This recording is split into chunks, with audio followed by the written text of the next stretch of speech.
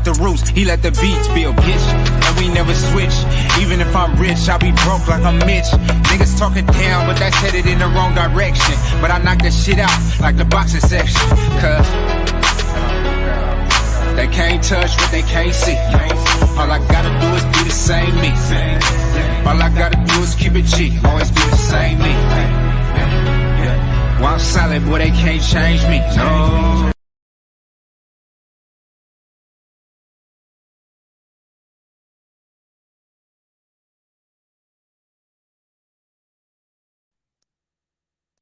Yo, what's going on, everybody? What's going on? Happy Monday. How's everybody feeling this evening? I hope everybody had a great weekend. Probably got a little bit of that poison in you. Monday came around, time to get a little bit of that poison out you. Hope everybody, made it through the weekend safe. While I was watching people get beat up. Man, oh man, what a good weekend of fights, man. This was a solid card last Saturday. Nothing to really blow your socks off, but it was still a solid card. You had the grudge match between Masvidal and Colby Covington, two former title contenders, or Kamaru Usman's kids, as I was calling the fight, leading it up to him, since how he's beaten both up twice already. And then you had some solid fights behind that. You had the grizzled veteran Rafael Dos Sanjos, or as most people call him, RDA. You had him putting on a good performance against a late replacement opponent, late replacement opponent, but a late replacement opponent at that. And you had a couple mid carders and prospects. You had their cards shine, and you had a touching moment with Marina Moroz, who, with a heavy heart, she's Ukrainian. And, this is her first fight in 2 years, so she had a good win against another fake fellow contender in that 125-pound weight class, flyweight, which is Valentina Shevchenko's weight class. I think she just got her next victim lined up, but you had some good moments on that card. But we'll start with the main event. It pretty much went exactly how I thought it would go. I figured Colby would win, with his wrestling, and as not necessarily saying he's a superior striker, but I figured the striking would lean more towards Jorge. And, Jorge had his moments in that fight, like I figured he would, being the veteran that he is and the sneaky striker that he is. I figured he'd have his moments, but I knew ultimately it'd come down to Colby's cardio and his pressure.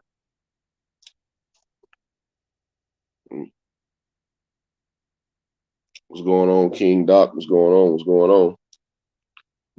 Yeah, ultimately I felt like it'd come down to Colby's pressure and his wrestling, and he'd probably win the fight 4-1. I think that's what I don't know if I verbalized, but that's definitely what I was thinking in my head. I was like, yeah, Jorge probably win one of these early rounds, probably the first or second round. But after that storm that Colby puts on people, where he has a high volume of strikes, he has very high level wrestling. He is a former All-American, but the reason why he wasn't able to beat Kamaru Usman is because he can't out-wrestle Kamaru Usman. That's what makes Kamaru Usman so dangerous. So dangerous with his hands down, because he does not fear anybody taking him down. Yeah, Masvidal looks like he lost that dog in him. Masvidal's starting to look old, to be honest. I mean, just to be blunt and to be honest, Masvidal's starting to look old. I think he's gotten the paydays that he wanted with the Nate fight, and he got 2 championship fights, and I'm pretty sure the pay-per-views for this one did pretty good, because, Masvidal's doing pretty good on pay-per-view. You know what I mean? So he has a great fan base. So he's doing pretty good on pay-per-view. I know that pay-per-view that him and Nate Diaz had sold 1.5 million, I believe it was, 1.2 or 1.5 million. So in the past, 3 years or so, I believe Masvidal's gotten the paydays that he wanted to really set his kids up for life, which I really don't like counting another man's pockets, but he's starting to look old. He's starting to look old. Where the skills are still there, the explosion is not there like it used to be. It's just, he looks different than what he did 3 years ago, which everybody looks different from what they did 3 years ago, with the exception of a few people. But, yeah, Masvidal's really starting to look old. Look like all these fights are starting to really, really wear on him. You actually saw him get knocked out cold in his last fight with Kamaru Usman, which, I hadn't seen before, or I can't remember seeing him get knocked out. He said he wanted to give Nate a baptism. Yeah, man, but it's hard to knock Nate Diaz out. Even I think only one guy has actually done it, and that was Josh Thompson. The rest of the people have probably either just beat him up or he lost close decisions. But it's hard to knock Nate Diaz out, man. Shout out to Nate Diaz. But yeah, man, it's just Jorge's starting to look old, and it's all those weight cuts, all those wars, all those battles. This it's starting to weigh on him. It looked like it was starting to weigh on him Saturday. It looked like he finally got old Saturday. And Kobe being, everybody thinks Kobe's a turd. I'm one of them. He's a butthole, but don't let none of that. I think that distracts people from the fact that he can fight. Kobe can fight, man. And the only guy that he doesn't do that to is Kamaru Usman. Everybody else in the division, he smokes. It's kind of the 170-pound welterweight division in the UFC and the 185-pound middleweight division in the UFC are both in the same places right now. You got the two African Kings, who are the two champions, who have pretty much beaten everybody in the division twice, or at least once. Kamaru's beaten them twice. He's already fought Leon Edwards. You get what I'm saying? And even though it was 6-7 years ago, I want to say, he's already beaten him. That's part of what makes Kamaru Usman one of the not only the GOAT of the UFC welterweight division, but his resume is slowly turning into one of the best resumes ever in MMA. If you really go back and look at the guys that he beat going to the title, because everybody gets caught up in the title defenses. I was guilty of this. And I had a conversation with my brother DB about this. And I was like, yeah, when you really think about it, think about the guys that he had to walk through to get to the title. He had to beat, he had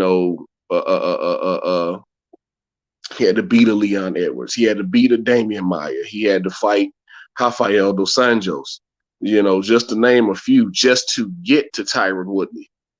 And after he won the title, he's beaten Kobe twice, beaten Masvidal twice. He beat Gilbert Burns. Like, we gotta really start sitting back and looking at Kamaru Usman's resume since he came into the UFC on that Ultimate Fighter season, the Black Zillions versus American Top Team, which I think was back in 2014 or 2015. The Joy of Boxing, who is Usman gonna fight next? More than likely, it's gonna be a rematch with Leon Edwards. He and Leon has fought and deserved another shot, not only another shot at Kamaru Usman, but a shot at the title, his first shot at the title. I think he's on a 10-fight win streak. He should have gotten this shot 2 years ago, but unfortunately everything shut down. And him being a Brit, he couldn't get out of the country. They weren't letting for a while there. England wasn't letting anybody in.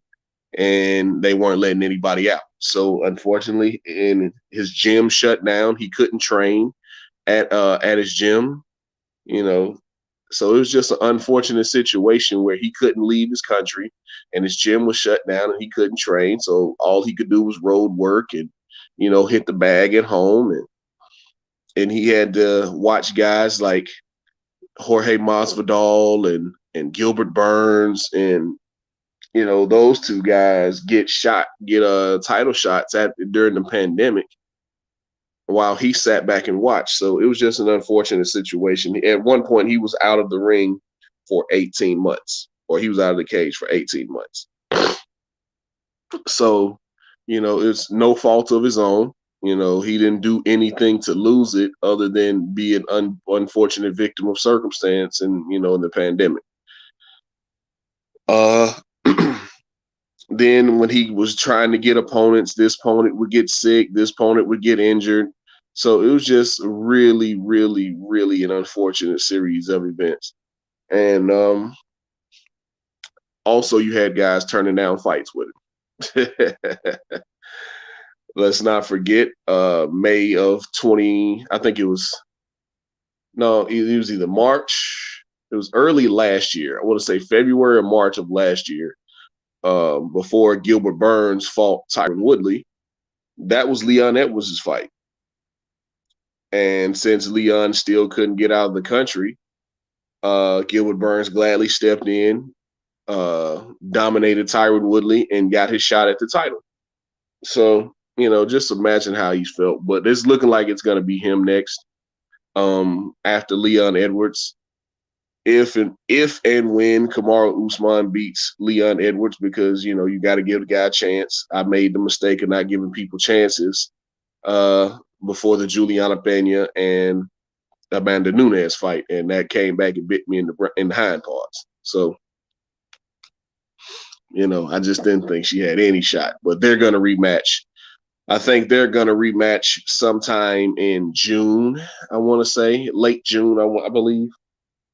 Late June or July, because they're coaching the Ultimate Fighter, and that season starts, I think, sometime at the end of April or early May. So minus 8 weeks, plus or minus 8 weeks after that, those two are going to rematch, and we're gonna have a good fight. I believe the fight will be just as good, if not better, than the first one. But moving on, man, to the next fight, man. Kobe's, like I was saying, Kobe and Robert Whittaker in the same position. Kobe and Robert Whittaker in the same position. They've lost to the champion twice, but they're probably gonna smoke everybody up under them.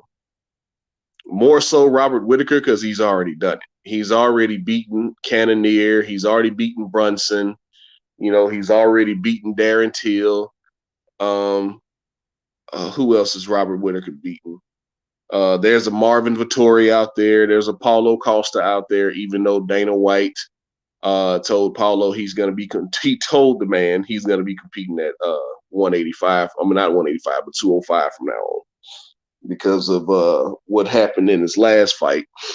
I don't know all the details leading up to that, but yeah, man, it was a big situation before he fought Marvin Vettori, where he ended up.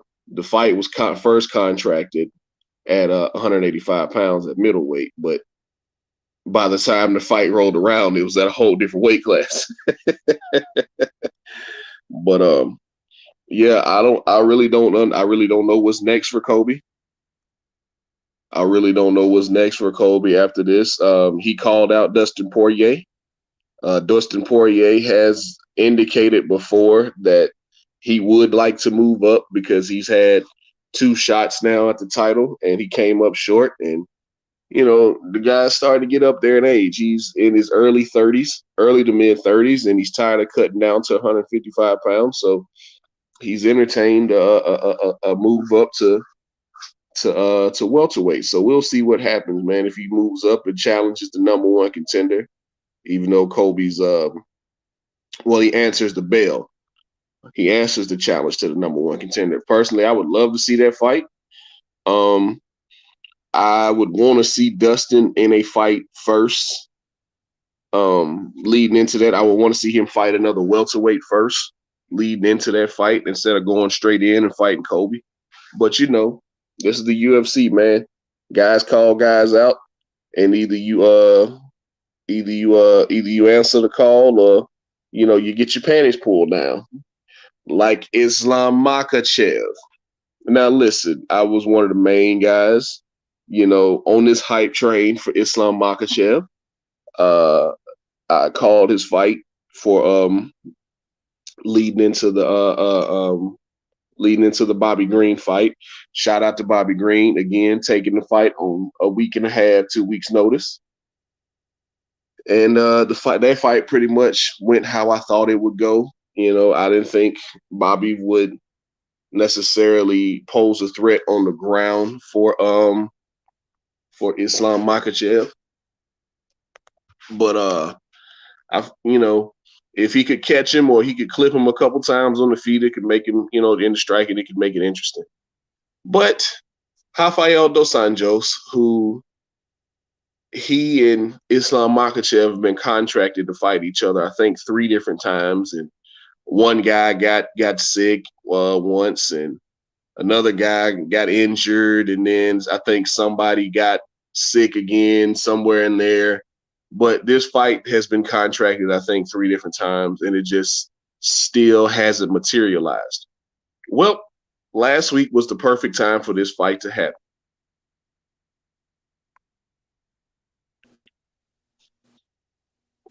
What's going on, Tony? Hey, DJ, how are you? Fantastic, bro. Fantastic. How you feeling? DJ, I have a question. Is there any good young American prospects? Absolutely. Better divisions? Yeah, absolutely. You got let's see, what division? I'm looking at flyweight, bantamweight, and super fly. Wait, is there super? No. You're talking about in MMA, right? In UFC? Yeah. No, in general, is there super divisions in MMA like you see in boxing? No. There's not super divisions. So the guys just move up when they outgrow the division, basically. Basically, or it's just the division has passed them by. Like you'll get a guy who, he's had 2 cracks at the champion, but he's already smoked everybody below him. Because there's not 4 different ranking systems like boxing. There's not 4 different sanctioning bodies. There's 1 ranking, 1 belt, 1 champion. So once he smokes everybody below him, but he's lost to the champion twice already, you'll see a lot of times you'll see guys move up or down in weight. And yeah. So, and honestly, for me, I have the same concept for boxing that I have for MMA. I like the lighter divisions because it seems like once you get to the heavier divisions, they're not as technically sound as you see with the lighter divisions and stuff like that in MMA. Like in terms of how they prepare for a fight and their skill sets, it seems like they're more well rounded compared to the once you get up to welterweight, light heavyweight, and middleweight and stuff like that. But once you get when you go down to lightweight, bantam and feather, it seems like the fighters are more, in general, more well rounded. Do you agree with me for MMA? I think there's technical guys, highly technical guys in every division. You have the guy who's just lost the heavyweight championship. There's a higher percentage, is what I'm saying. Higher percentage. Let's see. I'll have to go through the divisions. Okay, let's start with lightweight. Yeah, lightweight. Okay. It all depends on what style that you favor, because you have highly technical wrestlers, you have highly technical jiu-jitsu guys, and highly technical kickboxers or Muay Thai kickboxers. A guy who's highly technical at. Is it rare that you have a guy who's highly technical in wrestling, jiu-jitsu, and maybe a judo? Or martial arts? What were you saying? Is it rare? Would that be a superstar, what I'm describing? A guy who's highly technical in both wrestling, like amateur wrestling, and jiu-jitsu, Brazilian jiu-jitsu, and boxing? I mean, you're starting to turn the corner with that now, because you're getting out of the age of specialists. Like before, there used to be specialists, right? But now you're starting to get people who were training everything together. Like the prime example for that is AJ McKee, who's currently the Bellator featherweight champion, right? He came up training everything together. So he's good. He's really good at wrestling. He has really good jiu-jitsu and judo. Well, more How so about Ahmad jiu-jitsu. Sterling? How about Sterling? Aljamain Sterling, his striking hasn't caught up with his grappling yet. Aljamain Sterling backpacks people. This is what he does. He goes for takedowns, and he's another example of what a human boa constrictor would be. Once he gets your back, it's only a matter of time before he's going to lock up a submission. But his striking hasn't caught up with his jiu-jitsu yet, or his wrestling. Or his wrestling's pretty good because he wrestled in college. He was a decent wrestler in college, and he added his jiu-jitsu to that. So that's what makes him so great on the ground. But his striking hasn't caught up with that yet, in my opinion. Or actually, my mistake. The perfect example of that was Mighty Mouse. Actually, Mighty Mouse was a great striker, a great wrestler, and a great jiu-jitsu practitioner. Do you agree? Yeah, he didn't have any weaknesses per se. I still think he won that second fight against Henry Cejudo, but that's just my personal opinion. Okay. He lost that fight by split decision. My original question. Yeah. Who are at flyweight, bantamweight, and is there a division lower than bantam or flyweight? Yeah, flyweight. That's 125. Bantamweight is 135 and flyweight is 125. No, but there are no divisions lower than that. There are no divisions lower than that in America. Now overseas it might be something different. I think in ONE FC it might be a little different. I think they do have a 115 pound division for men over in ONE FC, and maybe even 105 like they do for women over in Invicta, which is the all women's MMA promotion. And ONE FC, I think they also have a 105 for men, if I'm not mistaken. I think they have a 115. Let's stay with bantamweight then. Who is a top American prospect or prospect in general that people should be looking out for? None from America at this point. Unfortunately, the flyweights, once Demetrius Johnson left, it went back to adding Henry Cejudo. Once those two guys left, it went back to the Brazilians and the Russians, and you even got two New Zealanders in there. Okay. So, but the guys that I would watch out for in that division, you got Manel Kape, who's African. You got Kai Kara France, who just knocked out Cody Garbrandt in the first round. He's from Australia. You got Brandon Royval, who's also from Australia, I believe, and Alexander Pantoja, he's from Brazil, and Askar Askarov, who's getting a lot of praise right now and getting a lot of looks. He's Russian, so I have a question. Is what's his name's brother? Is my God, the guy who just Khabib's brother, is he in UFC still? Yeah, Umar. Yeah, is Umar Magomedov in that division? No, he's at 135, I believe. Okay. Yeah. And he's the guy. Umar would be the guy at 135 to look out for? You got a few guys to look out for. 135 is actually popping right now. You got a guy by the name of Sean O'Malley, who's from funny thing about him. Sugar Shane O'Malley? Yeah, Sugar Sean O'Malley. He's a 6 foot tall stoner kid from Montana who's out here wrecking dudes. Now I'm waiting on him to step up his competition now that he's ranked, but he would be the young American prospect in that division. As well as I wouldn't consider him a prospect anymore, but you got a guy like Corey Sandhagen, who's also in that division. Sound familiar? Was he on Tough by chance? No, he came up off of he was in the same gym, in that same Colorado gym with I believe Rose Namajunas and Kamaru Usman. He comes from that Trevor Whitman school of MMA. So okay, I don't think he was on Tough. No, I don't think he was on Tough. Yeah, or it might have been one of those seasons I didn't watch.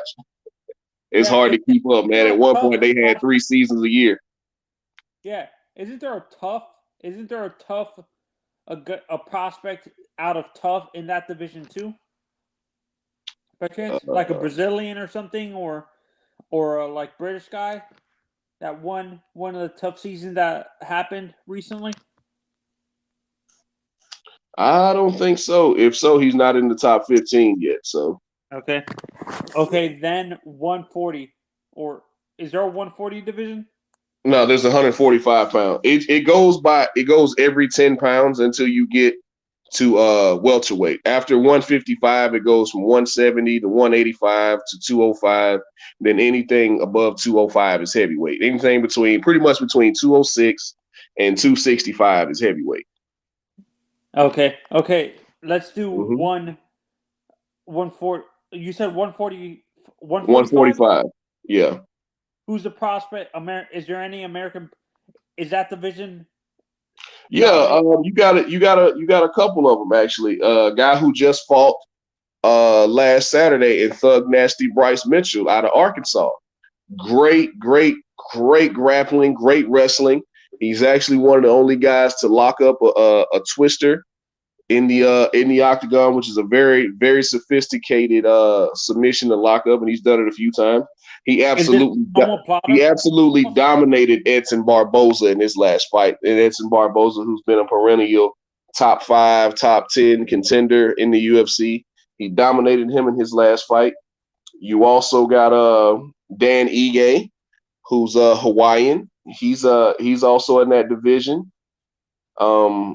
Great striking, great boxing. He doesn't do anything great. He has decent wrestling and he has really good boxing. MMA fighter, almost. I mean, he's above average, but he'll give you some great fights. Like his name is Dan 50K Ige, 50K being with the post fight bonus, what used to be. Now I think it's up to 75. Mm-hmm. He had a lot of great fights, so he was earning performance bonus after performance bonus after performance bonus. You also have Calvin Cater in that division. I think he's top 5 now. He just beat up Giga Chikaze back in January, I believe, February. Had a good performance there, but that was after he got smashed by Max Holloway, who's the former 2-time champion. So, but back to Thug Nasty. Is that? Would you compare that twister submission that you were just talking about almost to an omoplata? No, it's different from omoplata. See, omoplata really attacks the shoulders. It's more of a joint submission. A twister it would be more equal to like a neck crank. You know what I'm saying? Like it's all about how much pain you can take. You're not necessarily being ripped apart. It's just I try to explain the steps of locking it up. Like I said, it's very difficult to lock up. But go ahead. The reason why I said omoplata is the way I look at it is the submission that the Undertaker used. The Hell's Gate. Yeah. I know what you're talking about. Is that would you say that's an omoplata or more of a neck crank?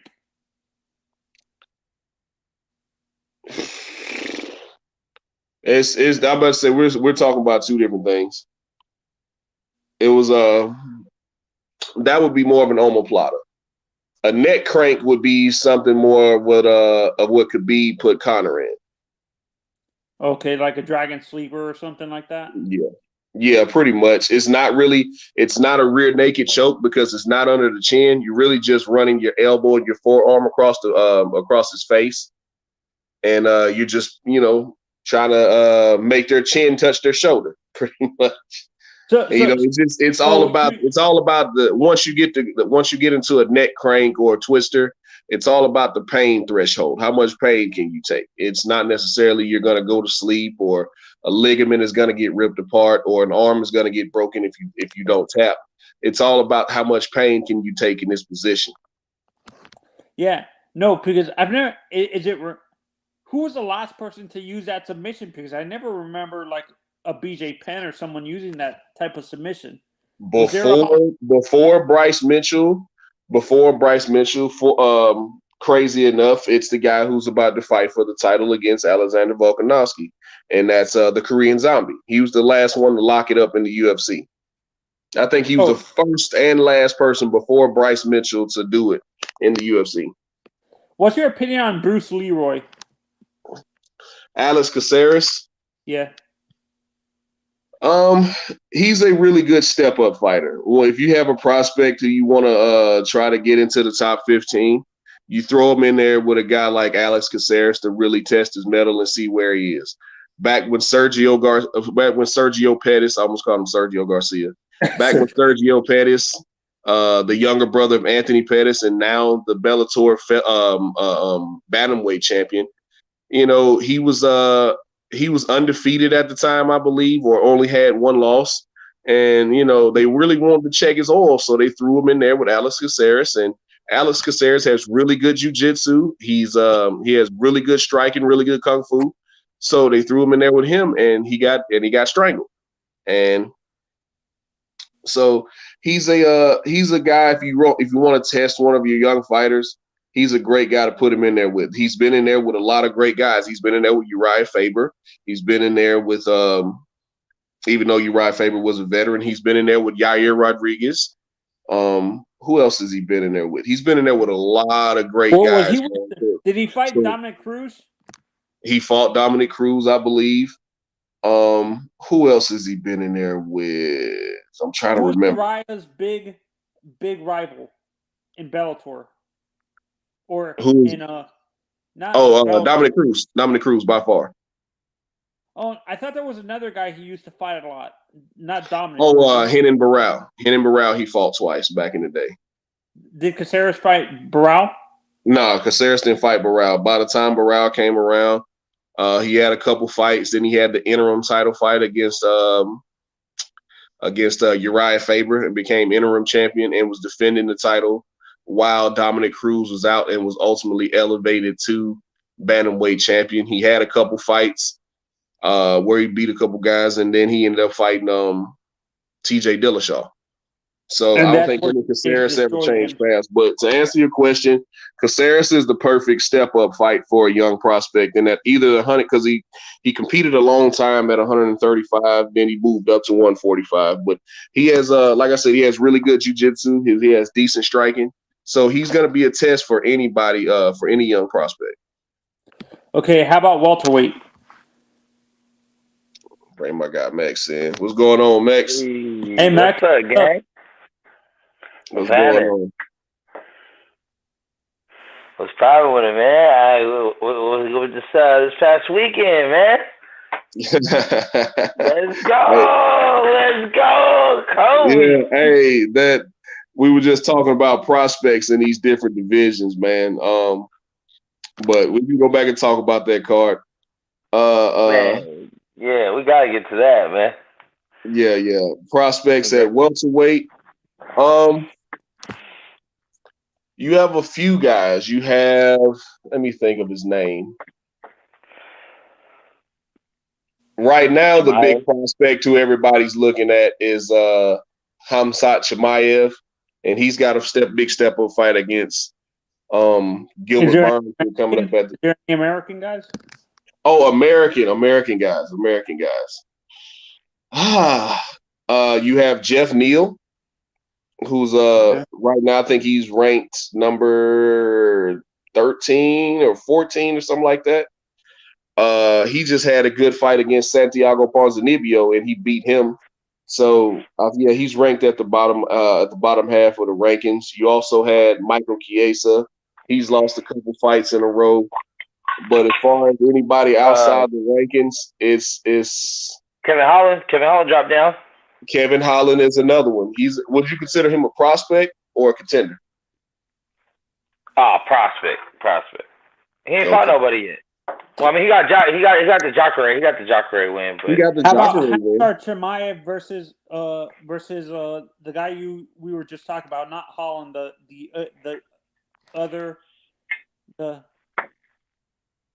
guy we were just talking about, not Chiesa, the other guy. Jeff Neal. How about Jeff Neal versus Chimaev? Who was that? Oh, that's a good fight. That's a good fight. Good scrap. It depends. If Chimaev beats Burns, then I'm giving him the credit to beat a lot of other people. Exactly. See, this is the thing with the UFC, right? Even though Hamzat's only ranked, I think, 11, he's about to fight number 2 guy in the world because he called for that fight. He and the number 2 guy in the world, Gilbert Burns, who's beaten a lot of really good guys. He beat Tyron Woodley. Who else did he beat? Beat Wonder Boy Thompson. Beat Damian Maia. I think he beat Chiesa too as well, didn't he? Didn't he fight Chiesa? I don't know. I can't remember whether or not he beat Chiesa. Did he fight Gegard Mousasi? No. Gegard was when he was in. He and Gegard are far apart in weight. Well, not far apart, but when Gegard was in the UFC, I think Gilbert Burns was at 155 at that point, and Gegard was at 185. This Gegard was still in the UFC, by the way. God, I would love a fight between him and Izzy. Him and Izzy, man. That's all we need to see right there. A great fight. That would be a great fight. But yeah, and for me, I feel that the bigger weight classes tend not to have. It seems like those divisions, like middleweight, light heavyweight, and heavyweight, tend not to have a big confluence of prospects. They're more littered with veterans. There's a higher percentage of veterans in those. You get older guys in those divisions because they're moving up and stuff like that. Do you guys agree? Or does it work the same way in MMA that you see in boxing, that the older you get, more you move up? Yeah. Nah. Unless you're an ex-steroid user, then you fucking lose all your muscle and you move down. Stop it. But at light heavyweight at 205, the best prospect now, I would say, would be Jamal Hill. What about old best boy? American. He's only talking about Americans. He's only talking about Americans because there's a lot of good prospects who are not from America, but he's saying American prospects to look forward to. Jamal Hill, who when he came out, once everybody saw him on the Contender Series, Dana White's Tuesday Night Contender Series, which he'll have Johnny Walker's ass. Huh? He just beat Johnny Walker's ass. Just knocked out Johnny Walker. But I'm talking about when he first came into the UFC off the Contender Series, he was getting a lot of comparisons to John Jones because he was fast, he was powerful. He's 6'4", he's like 6'3", 6'4", had the same body frame but not the same skinny legs as John Jones. So he was getting a lot of comparisons to John Jones, and he was undefeated at the time. His name is Jamal Sweet Dreams Hill. And he just had a knockout win over Johnny Walker, who is a very, very, very tall guy, big guy for that division. He's 6'6", has amazing Muay Thai, absolutely next level Muay Thai in that division. And Jamal Hill's at 9-1 was able to knock him out. Now, that put Jamal Hill in the top 10, and he's got a guy who's 2 spots above him named Volkan Oezdemir, who is a former title challenger, saying that he's not impressed. He's got to do more, so maybe we'll get that fight next. Question, DJ. What's up? What's going on? Hey, how do you feel about Usman wanting to fight Jake Paul or Logan? Do you think he can beat them guys, or do you think MMA is just too much instilled in him? I don't think I would have. Okay, see, I had this discussion a couple days ago, right? I really wish that MMA fighters would stop trying to go box, because honestly, it's not a fair fight. If you're fighting an experienced boxer or somebody who's not even necessarily an experienced boxer, you're taking away half your weapons. Why would you ignore, in the words of the great Dean Thomas, why would you ignore the other half of the body? You're taking away half your weapons. Even though these guys might train boxing, they're not training it full time.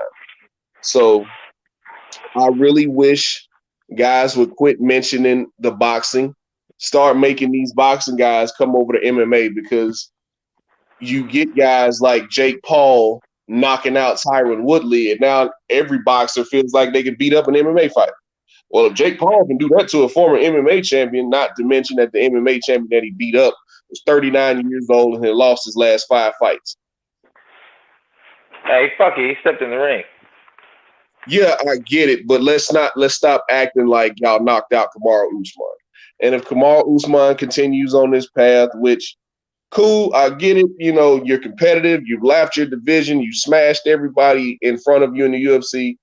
Man, leave Canelo alone. Like the man said, he's busy. Stop entertaining that. Stop calling him out because you got people like my good friend, sweet lady. You got Miss T buying into the bullcrap. Miss T is all on board. Hey, he said he can do it. Listen. I think I got a chance with Jill Scott. That don't mean it's gonna happen. Oh Jesus! Hey, shoot, baby. Man, listen. I wish these MMA fighters would leave boxing alone because they're taking away. They're asking you to limit yourself. Stop going over there, man. Stop going over there. They'll never come over. They'll never come over to MMA. Not fully. They'll never come over to MMA. Well, shit, they can't, man. It's too many principles and shit. Too many practices, man. So you gotta do jiu-jitsu. You gotta know how to kick. You gotta know how to box. It's like so many different things you gotta know how to do. There's more skills. There's more skills involved. There's more skills you gotta learn. Yeah, absolutely. Yeah, wrestle niggas and shit. Right, because we all know if Canelo came over to MMA, Kamaru would kill him. Yeah, I'm not talking about, figuratively speaking here. I mean, he'd probably come, a couple seconds within stopping his heart. Yeah, that's why. Let's not forget, Canelo's all of 5'7". I was like, nigga, get your ass out of here, nigga. He'd get dumped on his head and bashed. He'd be laying in a pool of his own blood within 3 minutes. Simple as that. So I really wish MMA guys would quit going to boxing. But you got guys like Michael Venom Page, who's actually undefeated as a boxer. I think he's like 2-0, 3-0, even though he hadn't fought in boxing in like 3 or 4 years. Part of that being due to the pandemic. Yes, sir. But Mex, your man Islam Makhachev, he shit the bed last weekend. I'm highly disappointed. He had an opportunity to take that fight. He was still in fight shape. He didn't have to cut weight. Huh? I heard he got COVID or some shit, no? No. That was Rafael Dos Sanjos' original opponent, Rafael Fazid. And this is after he had trouble with his visa. He got approved for his visa like 5 days before the fight. 5 days or a week before the fight. I think it was like a week before the fight. He got approved for his visa. And then after he got approved for his visa, that's when he got sick. So, that's why he didn't make it to the fight. But remember last Monday when I came on the show, I was saying I hope Islam Makhachev gets that fight.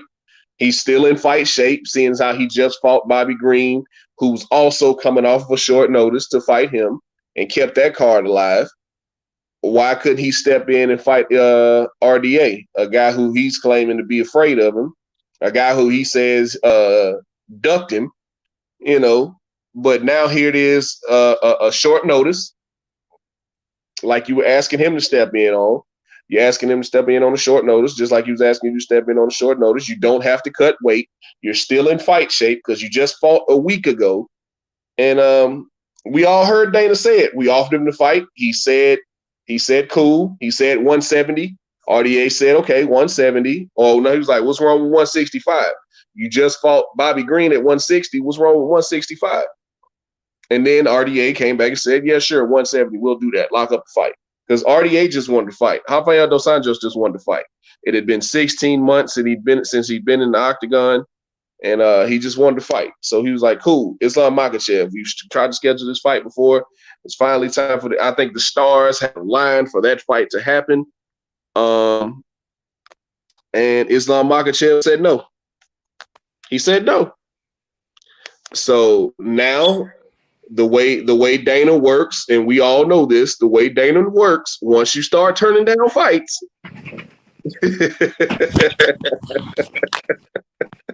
once you start turning down fights with Dana, you Hey, dude, know, you always do that laugh, DJ. You always do huh? that damn laugh, dog. Shut up, man. Taking on me about my laugh. Anyway, but Max knows exactly what I'm talking about. Once you start turning down fights with Dana, that's a good way to end up on his shit list. If he was in the middle, with you, if he was on the fence with you, you start turning down fights, you're gonna go down his shit list a little bit. So now instead of automatically being the next guy or being an alternate in case somebody gets injured for this Oliveira and Gaethje fight, now guess what? Now you're gonna sit and wait on Dariush to come back. And Dariush probably won't be ready until Emil Dariush, for everybody out there who doesn't know who I'm talking about. He's currently also on like a 7-fight win streak, I believe. I'll have to look up his record, but he's been on a tear here lately too. He's been on a long win streak. And so they made perfect sense to have the number 2 guy and the number 3 guy in the division fight each other, unlike boxing, who probably would be telling us, hey, these guys need a little more time, or this guy's calling for a title shot. This guy's calling for a title shot. You know, around here, we make you fight it out. So let me let me pull up his record. I think Neal Dariush he's been on a tear here lately too. Let me see.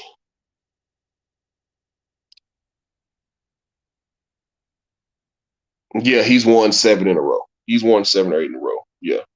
So once you get to turning down fights, Dana told us. So Dana was like, okay, cool. You didn't want to fight. You didn't want to step in and be the opponent for Rafael Dos Sanjos on a short notice when you're still in fight shape and you don't have to cut weight, and it'll be your second paycheck in a week, and it'll be 2 paychecks in 2 weeks. Fine. You're gonna wait for your original opponent, who you were supposed to fight a week ago. You're gonna wait for him to come off of injury in a non-title fight. You're gonna wait another, 4 or 5 months for him to come off of injury. Congratulations. You had your opportunity to lock up a surefire title shot with the guy with the fight against the old I hate to say old, but with the veteran with the likes of Rafael Dos Sanjos, and listening to Chael Sonnen break down his resume last weekend was actually Max. Can you hear me? Max must be busy. But listening to Chael Sonnen really break down his resume is highly impressive. Who's had other than Kamaru Usman, who's had a tougher time in the UFC than Rafael Dos Sanjos, man? I mean, he's fought everybody. Former lightweight champion. He beat my guy, Anthony Pettis. I was speechless watching that fight. I remember that fight. I was speechless. Watching him systematically pick apart Anthony Showtime Pettis, who was the champion at the time, was on the Wheaties box and had just submitted Gilbert Melendez and had just submitted Gilbert Melendez and Benson Henderson in back-to-back fights. He was riding a high. And Rafael Dos Sanjos comes in there and absolutely dismantles it. So I was highly impressed with him then. Even though he would go on to get knocked out and lose his belt to Eddie Alvarez, who I think is a Mount Rushmore guy in that 155-pound division. But, Max, just listen to the guys that Rafael Dos Sanjos has been in there with, man. He's been in the fucking UFC for like 15 years, shit. Man, but it doesn't matter. The guys that he's been in there with are amazing, man. Listen, T-Bow, Clay Guida, Anthony Njokuani, Evan Dunhams, Cowboy Cerrone, Khabib, Benson Henderson, Nate Diaz, Anthony Pettis, Cowboy Cerrone again, Eddie Alvarez, Tony Ferguson, Neil Magny, Robbie Lawler, Kobe Covington, Kamaru Usman, Michael Chiesa, Paul Felden, Leon Edwards, Kevin Lee. Like, he's been in there with some guys, man. Yeah, he ain't ready for Islam, though. We don't know because Islam didn't take the fight. All right. Islam's going to take the fight on full camp and beat his ass. Well, I mean, you feel like the guy's been ducking you? You still in? I mean, I don't understand why he didn't take the fight. Yeah, don't put yourself at a disadvantage for that, though, because, you know. It's also a disadvantage for Rafael Dos Sanjos too. See, a lot of people don't think about that a lot of times. It's also an opponent switch for the guy who, it's a late replacement for the guy who was already in camp and who was already fighting. Like, it's a late replacement for him. Like Faziev was more of a striker, and then you switch to a guy who, in Moicano, who's a grappler. So that was a late replacement for him as well. But Islam Makhachev, the fact remains, Islam Makhachev had a chance. He didn't have to cut weight. He was still in fight shape. He didn't take any damage. That's another big part of that. He didn't take any damage in that fight with Bobby Green. But he had no problem taking the fight with Bobby Green on a late replacement. So now when they come to him about taking a late replacement fight, he chose not to do so. After saying yes at first, then he came back and said, nah, maybe better not. So I'm highly disappointed. That's respect to Dos Anjos, though, man. You can't just you need to camp for that dude, you know. But maybe, I don't know. We'll see how it goes.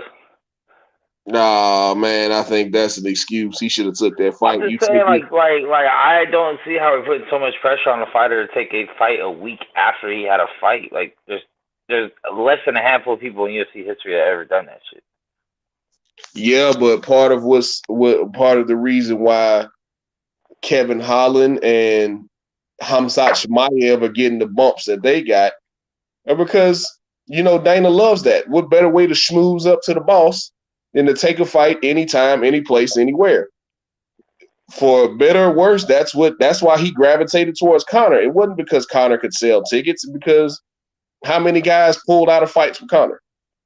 Remember when he was supposed to fight in Ireland, he was supposed to fight Cole Miller, but Cole Miller pulled out of the fight and they threw Diego Brandao in there. He said, fine, cool, give it to me.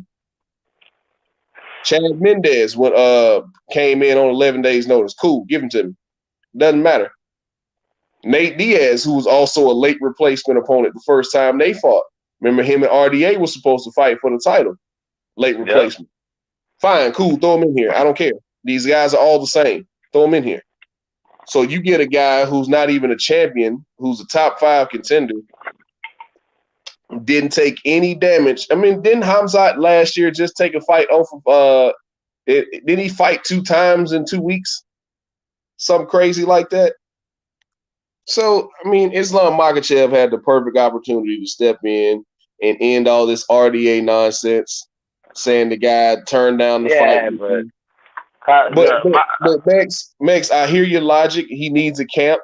But when he was in the driver's seat and he was the guy coming off of a camp, who are the 3 guys that he said turned down the fight with him leading into that after it was clear Dariush was injured 3 weeks out from the fight when he didn't have an opponent in Bobby Green?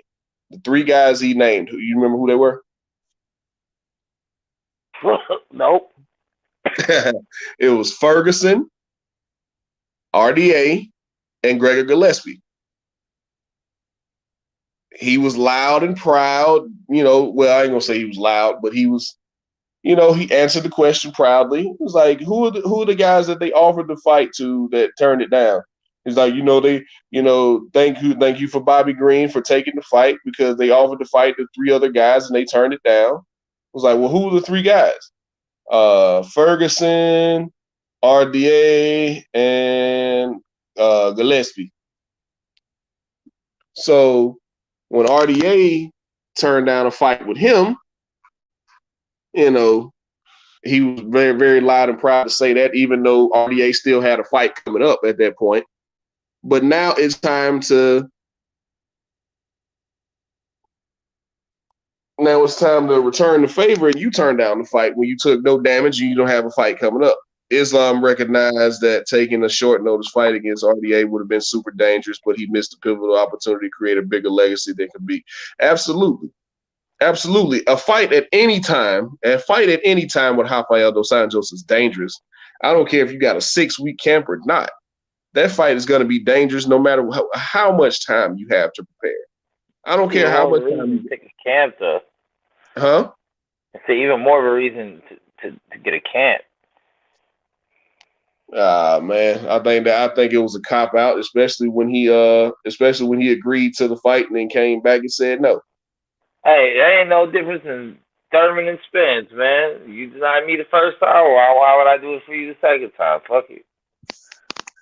I mean, the difference is Rafael Dos Sanjos had a fight coming up already. Yeah, but it was canceled. And Faziev hadn't pulled out. Faziev hadn't pulled out of their fight, so he had a fight coming up. So he was supposed to pull out of his contracted fight to be a short notice fight for Islam Makhachev. But since Makhachev doesn't have an opponent now, since Makhachev doesn't have a fight, he just fought the week prior. You don't have to make 155 pounds. And we're going to – and Dana always give these guys who steps in on short notice, he always gives them a bump. He always gives them more than what their contracted fight person. Yeah, for sure. Because, a lot of times they're saving a card. Thank you for keeping my guy on the card. Thank you. And you've seen, short notice fights. Like I think, who was it this weekend? God damn it. I said I was going to – I should have wrote it down. But I was watching these fights at work, so I was sitting down 15, 20 minutes at a time watching these fights. I think I got the whole main card right except for that Greg Hardy shit. He might be done. Yeah, Greg Hardy needs to get the hell out of the sport, man. Even though I was for it. You be a Bellator hitter. Get out the sport, man, because you gonna send him over to Bellator with them Russians? Oh, okay. He's still a freak athlete. Man, what would Moldavsky do to Greg Hardy right now? What would Tyrell Fortune do to Greg Hardy right now? I know what they should do, but I know that he hits too low. Yeah, it's would stand the first minute and a half, 2 minutes of the fight, and you got him. Yeah, he's a fish out of water on the ground. On Greg Hardy now. He's been finished in his last 3 fights. One of those fights he was knocked out cold. Yeah. So you got a guy, he's sitting there at 7-5, I think it is. Even though I enjoy seeing him get his ass beat, I am still human, and all right, man's taking enough of a beating now. He came over here, he tried. I think he overachieved. Even though he never became a champion or anyway, even came close to being a top 10 prospect. But they gave him the fights he wanted. He called for Tai Tuivasa. He got that fight, got his ass knocked out, even though he had Tai Tuivasa in deep shit for a minute. But I've gotten my pleasure out of seeing him get beat up, with his past and all. But, even though I have mixed feelings about it, he still did it. I think he still did it. So, I think he's had his atonement now. So, I think it's time for him to move on. I don't think it's gonna get any better. I think he's 33 years old, and I don't think he's gonna get any better. I think at this point he is who he is. He's training down there at the American Top Team. And he still lost 3 fights in a row. He's not there no more, remember? Huh? He's not there no more. What you mean he's not there anymore? I just remember in his interview, he was saying that he wasn't there because they were asking him about the Kobe and Masvidal shit, and he said that both of them dudes were good dudes, but he was just saying he's like, and I'm not at American Top Team no more. I'm somewhere. I forgot where he said he was at. Okay. I thought he was still at American Top Team. That's why I didn't see his usual coach in his corner last weekend. Gotcha. Because he used to have what's his name in his corner? Dean Thomas. And so yeah. Okay, well that makes sense. On to Kevin Holland, man. Kevin Holland he looked fantastic at 170. He looked really, really good at 170, man. Against a great style matchup for in Cowboy Oliveira, somebody who also has good striking and really, really, really good grappling, really high level jiu-jitsu. People forget that because he gets into these wars, but that was a great matchup. Shout out to Sean Shelby or whoever made that matchup going into that fight. That was a great stylistic matchup going into that fight, man. Shout out to Kevin Holland, got his first win at welterweight. I think he's finally starting to, he jokes around a lot, so you don't know if he's half kidding or half or if he's half serious, you know what I mean?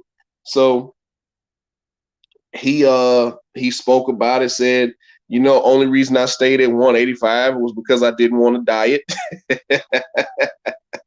So now that I'm taking my diet serious, I'm down to 170, and he looked great. He said he felt great, and he got the TKO win in the second round over Cowboy Oliveira, who is a very tough opponent. Very tough opponent. What you got, Max? I mean, I think he looked good on the weight. I was kind of concerned because he's such a big dude, but I mean, he looked good. He looked strong, and I mean, when he was, like you say, he was. You never know when he's kidding, but he's talking about how he was going to do things backwards, try to go harder, get the harder belt first, and then go down, take it serious or whatever. So, but fish out of water still on the ground too. Like, he really needs to work on the ground game, man. See, this is the thing. It's just the wrestling, because he's not getting beat up on the ground. It's just that guys are able to hold it down. He has a black belt with Travis Lutter, who Picasso's spoken about, and we've heard people speak about Travis Lutter and his grappling pedigree. He has a black belt under Travis Lutter. He even insulted Cowboy Oliveira's black belt. He was like, "Do you have a real black belt, or did they just give you a black belt because you're in the UFC?" It's like, ooh, as a martial artist, that's very disrespectful. But you hear jiu-jitsu guys talk about that all the time, and I wish DB was on here so he can explain it to you, Picasso. Yeah, you hear guys talk about that all the time. I've heard Eddie Bravo talk about it. I've heard Joe Rogan talk about it. I've even heard Matt Serra talk about it, and even Brian Ortega. It was like some guys are given black belts, and some guys are black belts. Like when you when you go to these tournaments and you see blue belts choking out some brown belts and some black belts, you'll know that coaches want to move forward. They just want to be able to say, well, I got, 8 black belts in my gym. It's like, well, I got a blue belt that can probably mop them all up. You get some people that'll keep you at blue belt for a year and a half before you finally move up. So, Kevin Holland has great jiu-jitsu. He has really, really, really good jiu-jitsu. It's his wrestling. He just kind of lays there, and if he doesn't get the submission, he just gives up the position. He allows himself to be out wrestled, not necessarily out grappled, just out wrestled. And he went out to AKA. He went out to AKA to address that. It was like, hey, Khabib. It's like, I was serious in there. Like, what you got for me? Daniel Cormier, what you got for me? So he spent time out there at AKA trying to work on his wrestling. I think he needs to just dedicate his craft to that, because his striking is naturally there. He has natural striking skills. Mm-hmm. He's long, so he can't teach size.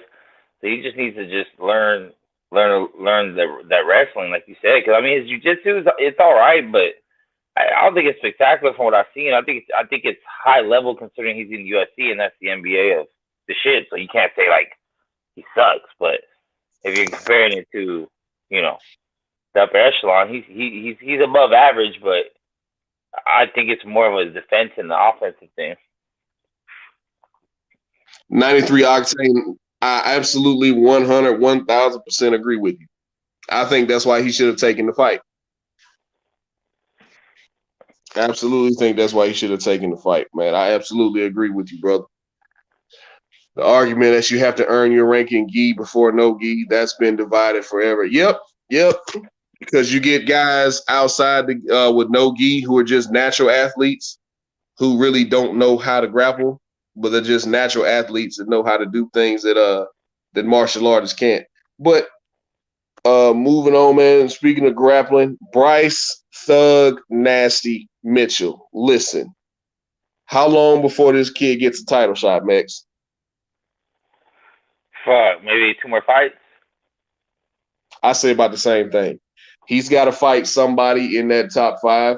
Like the win over Edson Barboza was great. He beat a top 10 opponent, a top 10 veteran who's been in there with some of the biggest names and some of the best guys in the sport.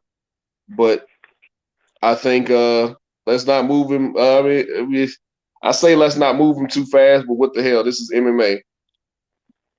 You're 15-1. You're 15-1. It's time to shit or get off the pot, man. I say throw him in there with somebody like a. That looks like Floyd on the right on the avatar. No, those are the 3 African kings. That's hold on, let me do this. Let me really blow it up. Let me see if I remember how to do this.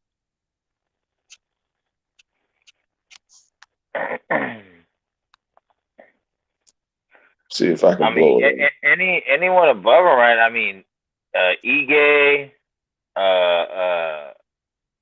what's his name? Giga, Josh Emmett, Cater. All those dudes are good for next fight. That's outside the top 5. And all great fights. I say about 2 or 3 more fights, and he'd be ready for a title shot. Yeah, I don't think they've updated the rankings yet because he's still 11 and Barbosa's 10. No. They do the rankings every Tuesday. Tuesday? Okay. Yeah. It's every Tuesday. Let me see.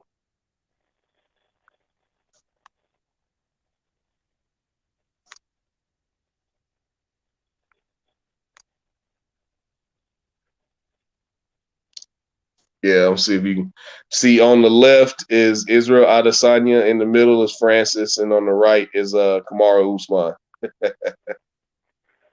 Somebody did that drawing, and Izzy posted it on his social media, and I thought it was kind of dope. So,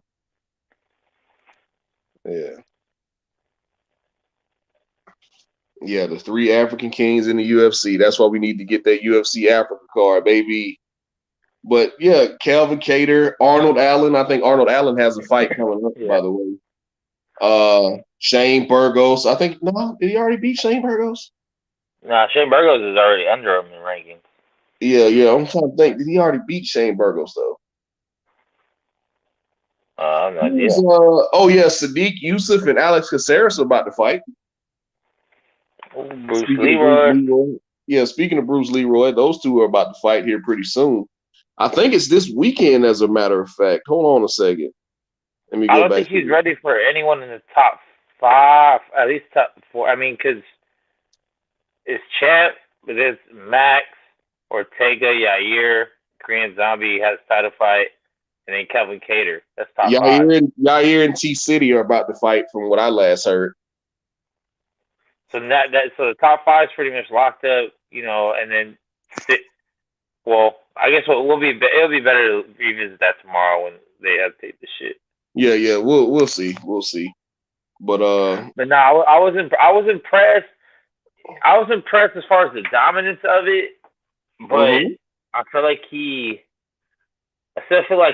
could have went a little harder to make more of a statement on it. But I could never be mad at anything Bryce Mitchell does because I'm biased toward him. I love that dude, man. He is a fucking man. You know what I mean? Like not faking at all.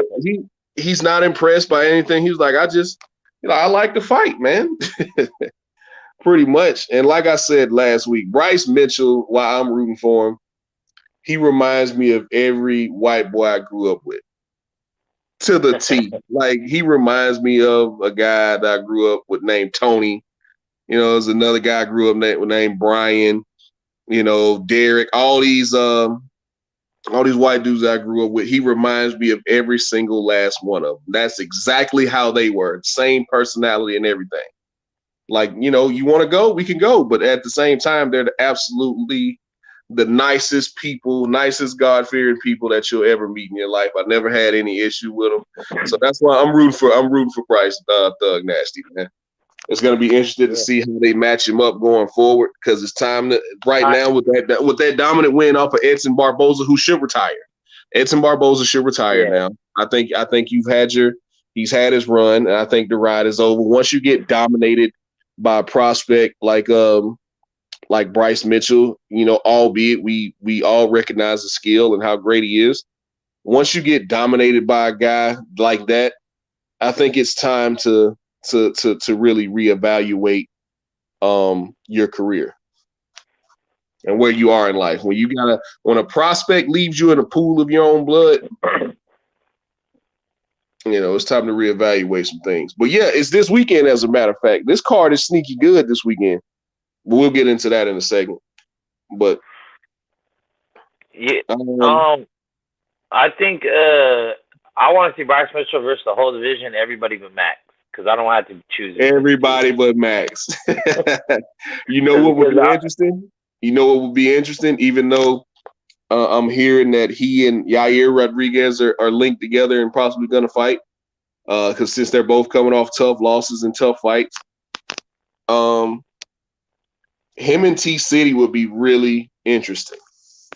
Yair and T-City? No. Bryce Mitchell and T-City would be really interesting. Because of jiu-jitsu? Because of the grappling. That would be very, very interesting. I would love to see that fight. I think T-City would be the favorite because of the level of competition he's faced. But Bryce is just I think Bryce's style is problems, man. He's kind of like a Walmart Khabib.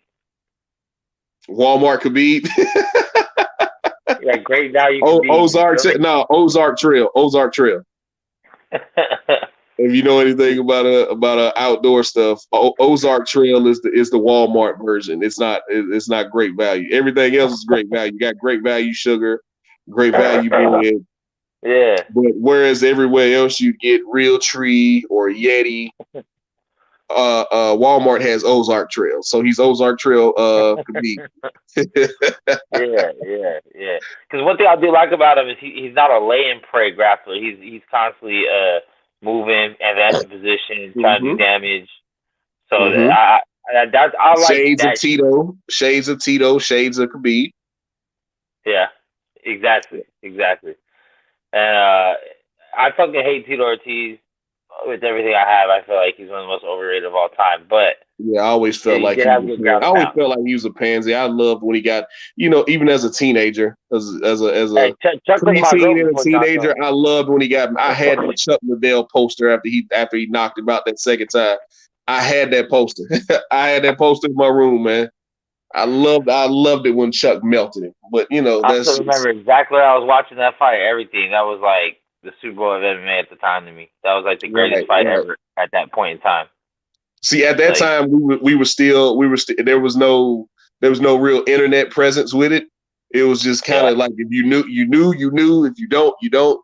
And like I said, at that time, we were still renting the DVDs at Blockbuster.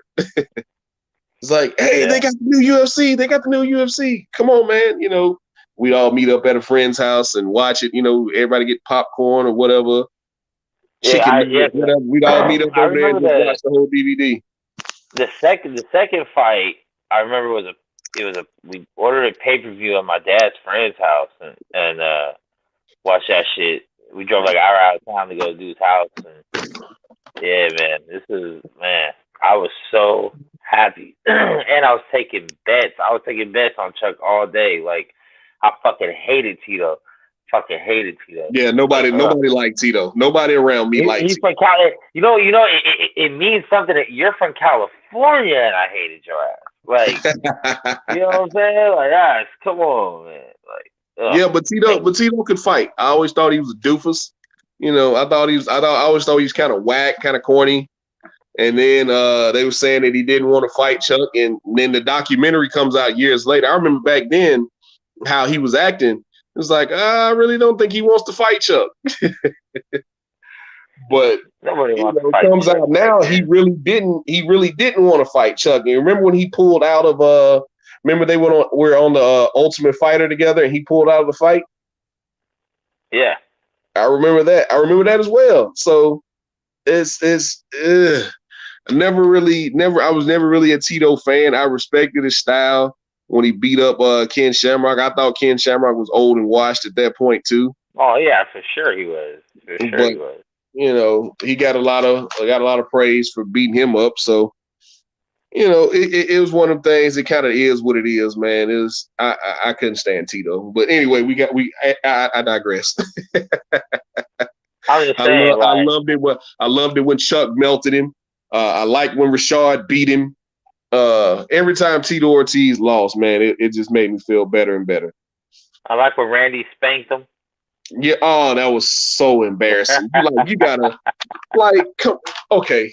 you gotta see me without these gloves backstage. You know, no rules. We're gonna do it WWE hardcore style. Chairs are gonna be flying. I'm about to hit your ass in the knee with a crowbar, shit like that. You just spanked me. Like Randy legit had him balled up and spanked him. People who've never seen that fight. Randy Couture had him in full mount, and Tito tried to spin out of it. And the way that they were positioned, Tito had his legs in the air, and Randy Couture just kindly reached down and patted him on the ass, just kind of spanked him a little bit, like no, where are you going? No. Well, because he had said that he was going to do it. He had said he was going to do it when on that Best Damn Sports show, they were arguing back and forth, and he said, "I'm going to spank you in the ring like a little boy." You remember that? You remember that? Hell yeah! I've been into this shit forever, like forever. Right. I remember that. I remember when Tito used to wear the belt everywhere. Remember when they had those? The UFC used to have those big extravagant entries. Entrances. You know what I mean? Yeah. So, you know, Tito used to wear the belt to the ring. He used to wear the belt everywhere. He's had the half American, half Mexican flag. He run into the ring with the shit. Right. Big old jump. Yeah, I just, you know, I even hated his nickname. Huntington Beach Bad Boy. Huntington Beach Bad Boy. You're not bad. So, but anyway, we digress. Back to the rest of the card. Jalen Turner. Jalen Turner. Looking good. Prospect. You want to talk about prospect? There's prospect right there. There's another. I mean, we got another one, Terrence McKinney, in that same 155-pound division. Well, no, Jalen Turner is a light heavyweight, I thought. Yeah. Jalen Turner's light heavyweight. But Terrence McKinney, who's 155, he's another young prospect who also lost to another young American prospect right now. He's out on injury. See, I'm thinking about all of these guys now that he's not here. Sean Woodson, unfortunately, Sean Woodson, who's out with an injury right now. I think he's got an injured shoulder, and he's going to be out for a while. But Sean Woodson, who's 9-1, former Golden Gloves championship boxer, he decided after that he was going to make the full transition to MMA. Now, his grappling hadn't caught up with the rest of his skills, but he's like, I think how tall is he? He's very long for that featherweight division. I think he's like 6'1", 6'2", something like that. He's really, really long, really tall, really long. And he's only got one loss, and that was coming off of a short notice. He took a short notice fight at a catch weight, and he got darsed. He had no jiu-jitsu, and he got darsed. So, but other than that, he's undefeated, and he actually beat Terrence McKinney, who's another prospect in the 155-pound division. Jalen Turner, I think his last 5 fights have all been knockouts. And the way he beat up Malarkey last weekend was highly impressive because Malarkey's a tough dude, man. He's known to take it, and he beat him up pretty good. He took it. He took it till he couldn't. Speaking of taking it, going back to the co-main event for a second, that fight against Renato Moicano should have been stopped. Yeah, the fight should have been stopped. It comes a point to where your guys just getting beat up for no reason. Yeah, but that's something the corner got to stop. Dana was working out. Dana was working out the fight. So yeah, I remember Dana and Tito hated each other. That's not why I didn't like Tito. I just thought Tito was a tool and wasn't gonna give Chuck Liddell his shot at the belt. Hey, here's a question for you, DJ. How many times have you ever seen a towel be thrown in the UFC? The UFC particularly, not MMA, just the UFC. Have you ever? I can count three to my knowledge that have been stopped by the corner. I remember Anthony Pettis when he fought. Who did he fight? And he broke his hand, and he was sitting there trying to hold his hand up in the corner. And Duke Rufus looked at him. He's like, "Kid, I'm not sending you back out there, and you can't." Yeah, I remember that. Yeah, because you remember Duke. That was between the rounds, though, right? Yeah, that was between the rounds. Okay, yeah.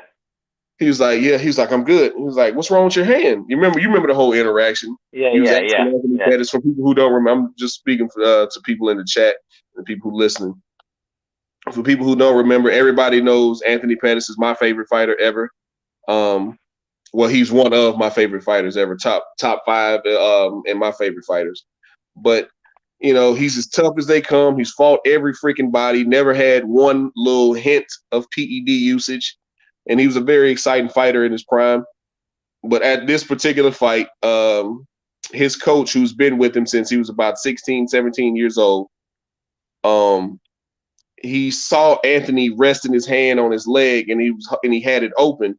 He was like, "What's wrong with your hand?" He was like, just looking at him, just shaking his hand. He was like, "I think it's broken." He's like, "Kid, I'm not sending you back out there, and you can't even close your hand." So he went and got the ref. He was like, "Yeah, this fight's over." He's like, "I'm not sending you back out there, and you can't really defend yourself. Why would I do that?" That was him, and then it was somebody else who stopped the fight. I can't remember. But recently, Cynthia Calvillo, in her last fight, I forgot who she was fighting.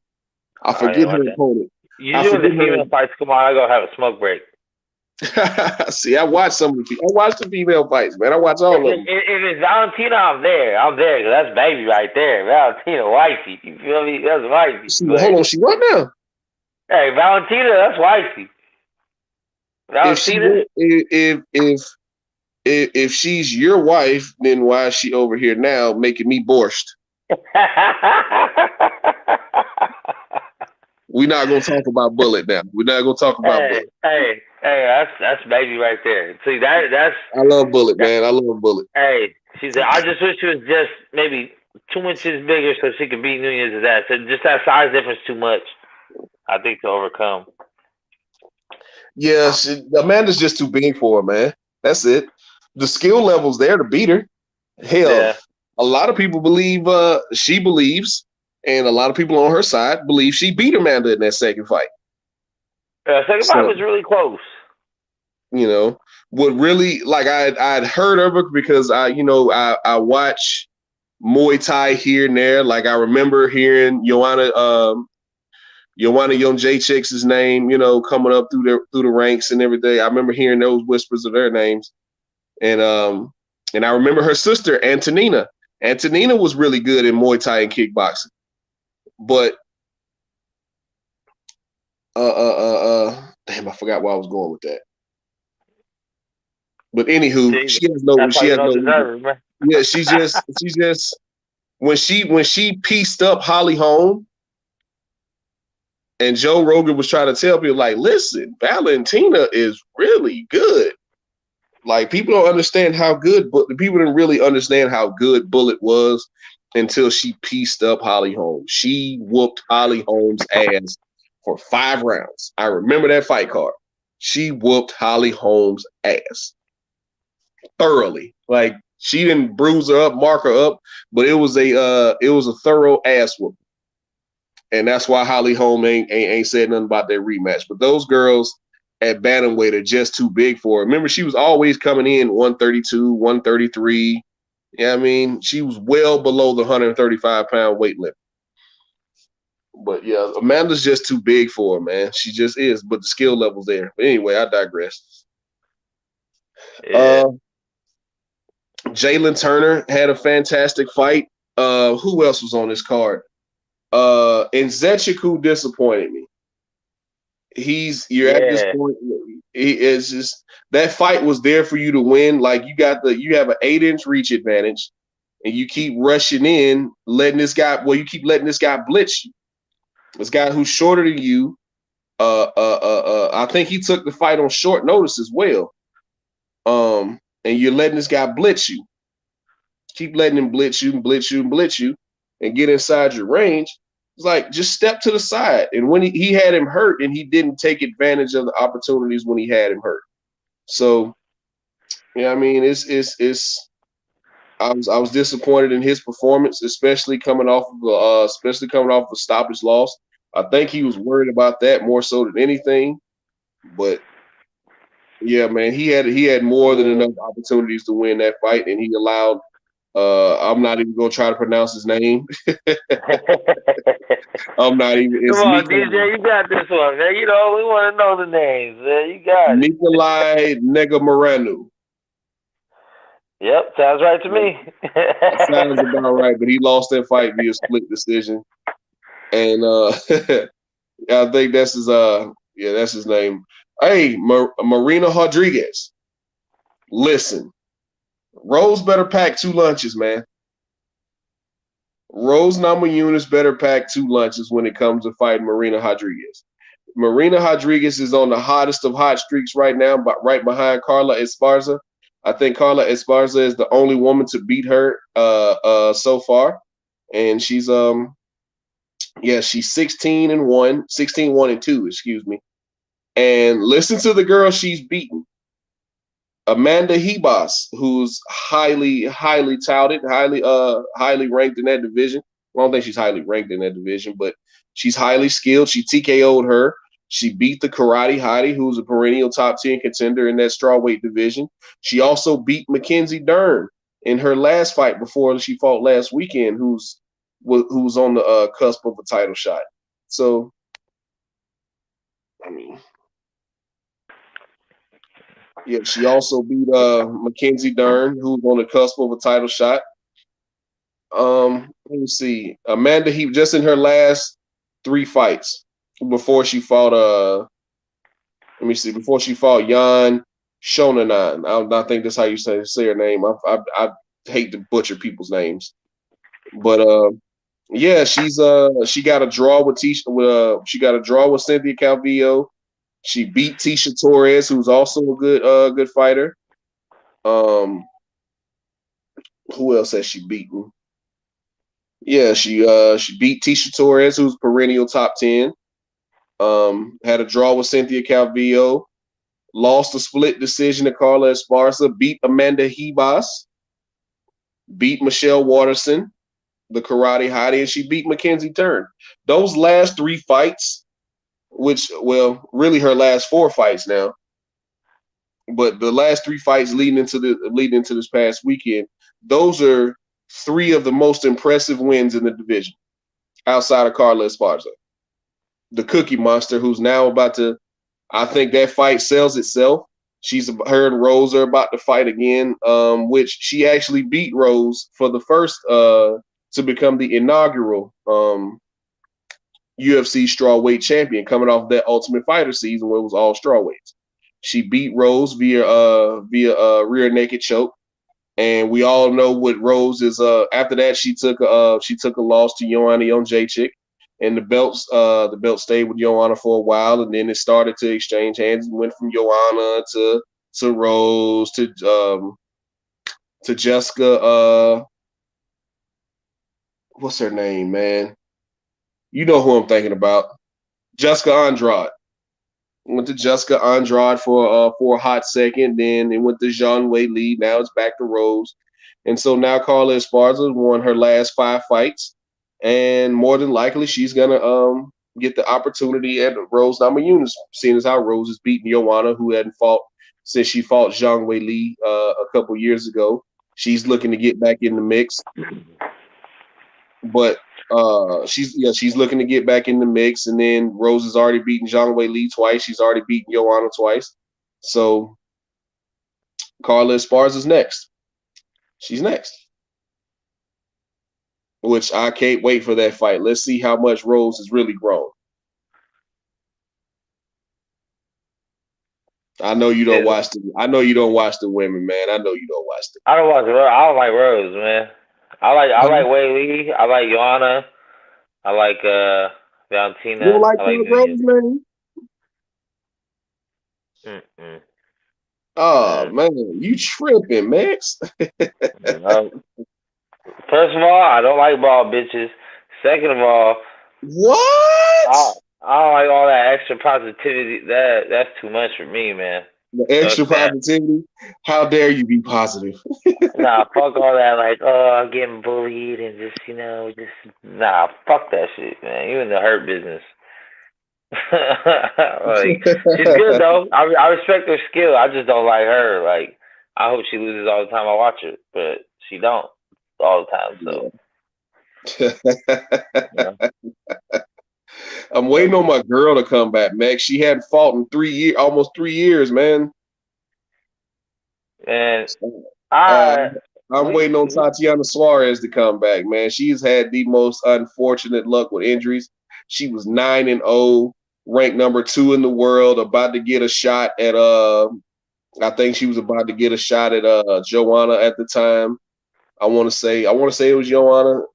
I want to say Joanna was the champion at the time, because her last fight was 2019 when she beat up Nina Ansaroff, who's Amanda Nunes's partner. What?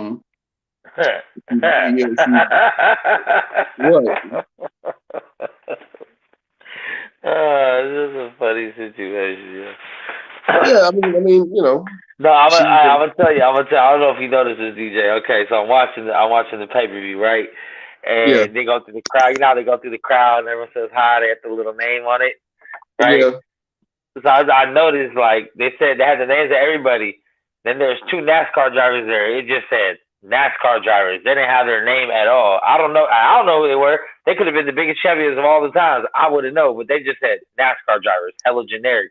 And then shortly after, they go over to Amanda Nunes, and then they put Amanda Nunes and her wife there with the kid and shit. And I'm like, bro, how y'all gonna disrespect the NASCAR drivers like that? We don't give a fuck about that, right? Fuck that shit, man. Yeah.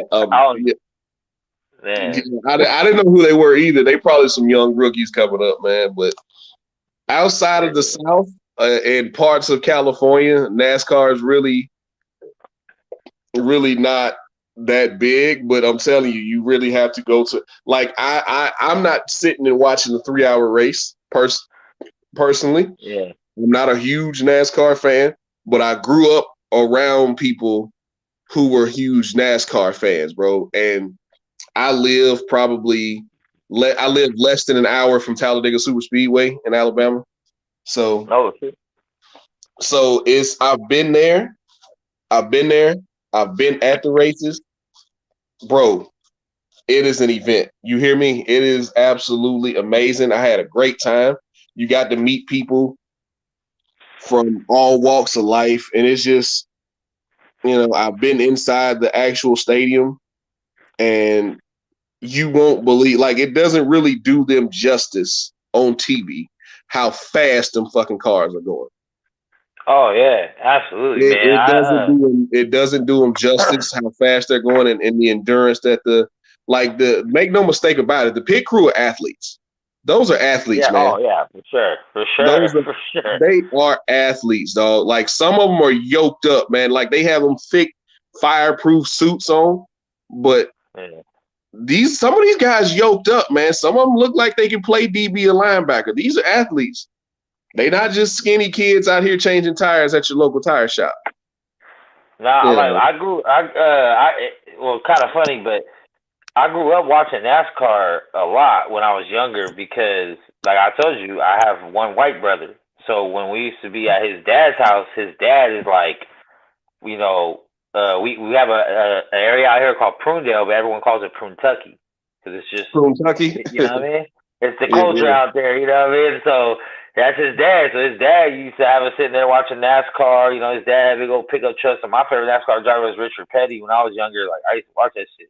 And then as far as like races and shit, I live probably about 20 minutes away from Laguna Seca. So I used to watch all like the super bikes and all that shit too. Yeah. Man, it's crazy. Yeah, I fucks with that shit. But like you said, I can't sit there and watch 500 laps worth of shit though. But I'll be mobbing, I'll just mob around and just talk to the people, get something to eat, get something to drink, you know what I mean? Oh yeah, they're very friendly with their stuff. They're very friendly with it. Yeah. Back to what I was saying about Tatiana Suarez, man. She was an absolutely marauder as a wrestler. And she was running through chicks. She stopped Carla Esparza. That's how good she was. And I think it was her eighth fight, her seventh or eighth fight. She stops Carla Esparza, who's a former champion. And unfortunately, she's had the worst luck with injuries, man. It's been first, the thing that really put her out 2 years was the neck injury. She had a neck injury. She had a bulging disc or something in her neck, and bulging or herniated disc or something in her neck that required surgery. And that took her out for 2 years. So she finally got back to training, been preparing. And I think 3 weeks before she was supposed to make her return late last year, she blows her knee out. She completely rips her ACL. So that's another year. And I was like, man, that's got to be disappointing. That's got to be gut-wrenching. You hadn't fought in 3 years? Now she hadn't fought in 3 years. In June, it'll be 3 years since she last fought. But I can't wait for her to come back. She'll probably come back at 125. I don't think she'll be able to make 115 anymore. But I'm waiting on her to come back. And give me just a second. Yeah. What's up? The chat dead tonight, man. Where's my guy Brent Jones at when you need him?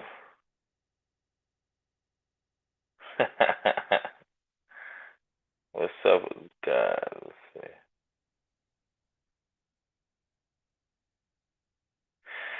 Yeah, man. As far as this women shit, man, women find it hard for me to watch because it's just not in their nature, man. Like that's, I don't know. I think I don't know. I mean, women fighters are alright. There's some girls that are hella good, so I can't hate on all of them. But just in general, I'd rather not watch it. I'm not really a big fan of women's sports in general, because it's like if I want to watch, the silver place people, like, who does that? I kind of don't even really watch college sports anymore either because of the same reason. I don't watch amateur sports. I want to see the best of the best. That's all I want to watch. So I want to see the best in the world versus the best in the world. I have no care anymore to watch amateur sports. I have no care no more to watch B-League level like shit. And that's why I don't watch that shit. But maybe it's some hey man, I'm just saying, like, I used to be hella in the college sports. I used to be hella being just like trying to be up on the new shit. Who's the next dude? But I think, you know what? I'll see y'all when you get to the big stage, man. I ain't even gonna try to pay attention no more. I'm done trying to figure out who's the best deal in the draft and all that shit. It don't matter what they did in college if they ain't doing it in the league. So, I'll see you when we get to the big leagues, man. I don't like watching amateur shit, and I kind of feel, not saying women are amateurish, but it's kind of like, you can't be the man at the same size, so you're not that level. We're just being nice and give you a platform because you're gonna cry about it later. That's women's sports in general. That's every women's league in general. Every women's sports is like, we just gave you this so you can stop crying. There. Now you go play over there. It's just like when you go to the park, it's like, yo, the adults, the men, we play on the big court. The kids, you got the kiddie court over here, here's the ball. You feel me? There. No, you're not a chauvinist at all, are you, Bex? I was just saying, it's nature. We're the dominant physical species in sports and physical. So it's like, it's just biology. It's not my fault. You know what? It's probably because I grew up with girls who could legit beat dudes in basketball. Like no matter, even when we got to high school, like they legit had better skills. So I appreciate. And my cousin was one of them. She had legit skills. And she compete with the guys would actually pick her when we go to the park on the weekends. Guys would actually pick her on their team over other dudes because she was that good. So I appreciate the skill set in women's basketball, even though I'm with Shaq. Candace Parker and Shaq had a disagreement about that. They had a debate about that. It's like, you want women's basketball to be more exciting, lower the goal 2 inches or 2 feet. Lower it 2 feet. Get it to 8 feet. Get these women to start dunking and throwing alley oops, and your sport will take off. And that's what I'm saying. I want to watch her killed. Oh my God, he was killed for saying that.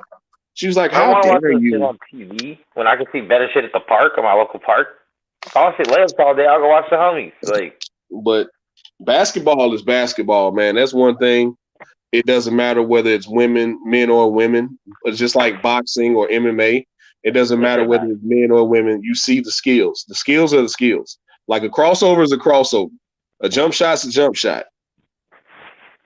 For the level of the skill, though, it's not. This is what I tell people all the time. Think of the 100 greatest basketball players you can think of, whether you've seen them or not. Now, how far down that list before you get to a fucking woman, if at all? I mean, some people will put. I'm just saying. Some people will put Cheryl Miller and Cheryl Swoops and Cynthia Cooper. Like, you hear these women talk about Cheryl Miller and Lisa Leslie and women like that. Diana Taurasi. How many women would you put? I mean, how many dudes would you put above them right now? If you want to go just by position, like I love Lisa Leslie. Don't get me wrong. When we stay in, I had a crush on Lisa Leslie.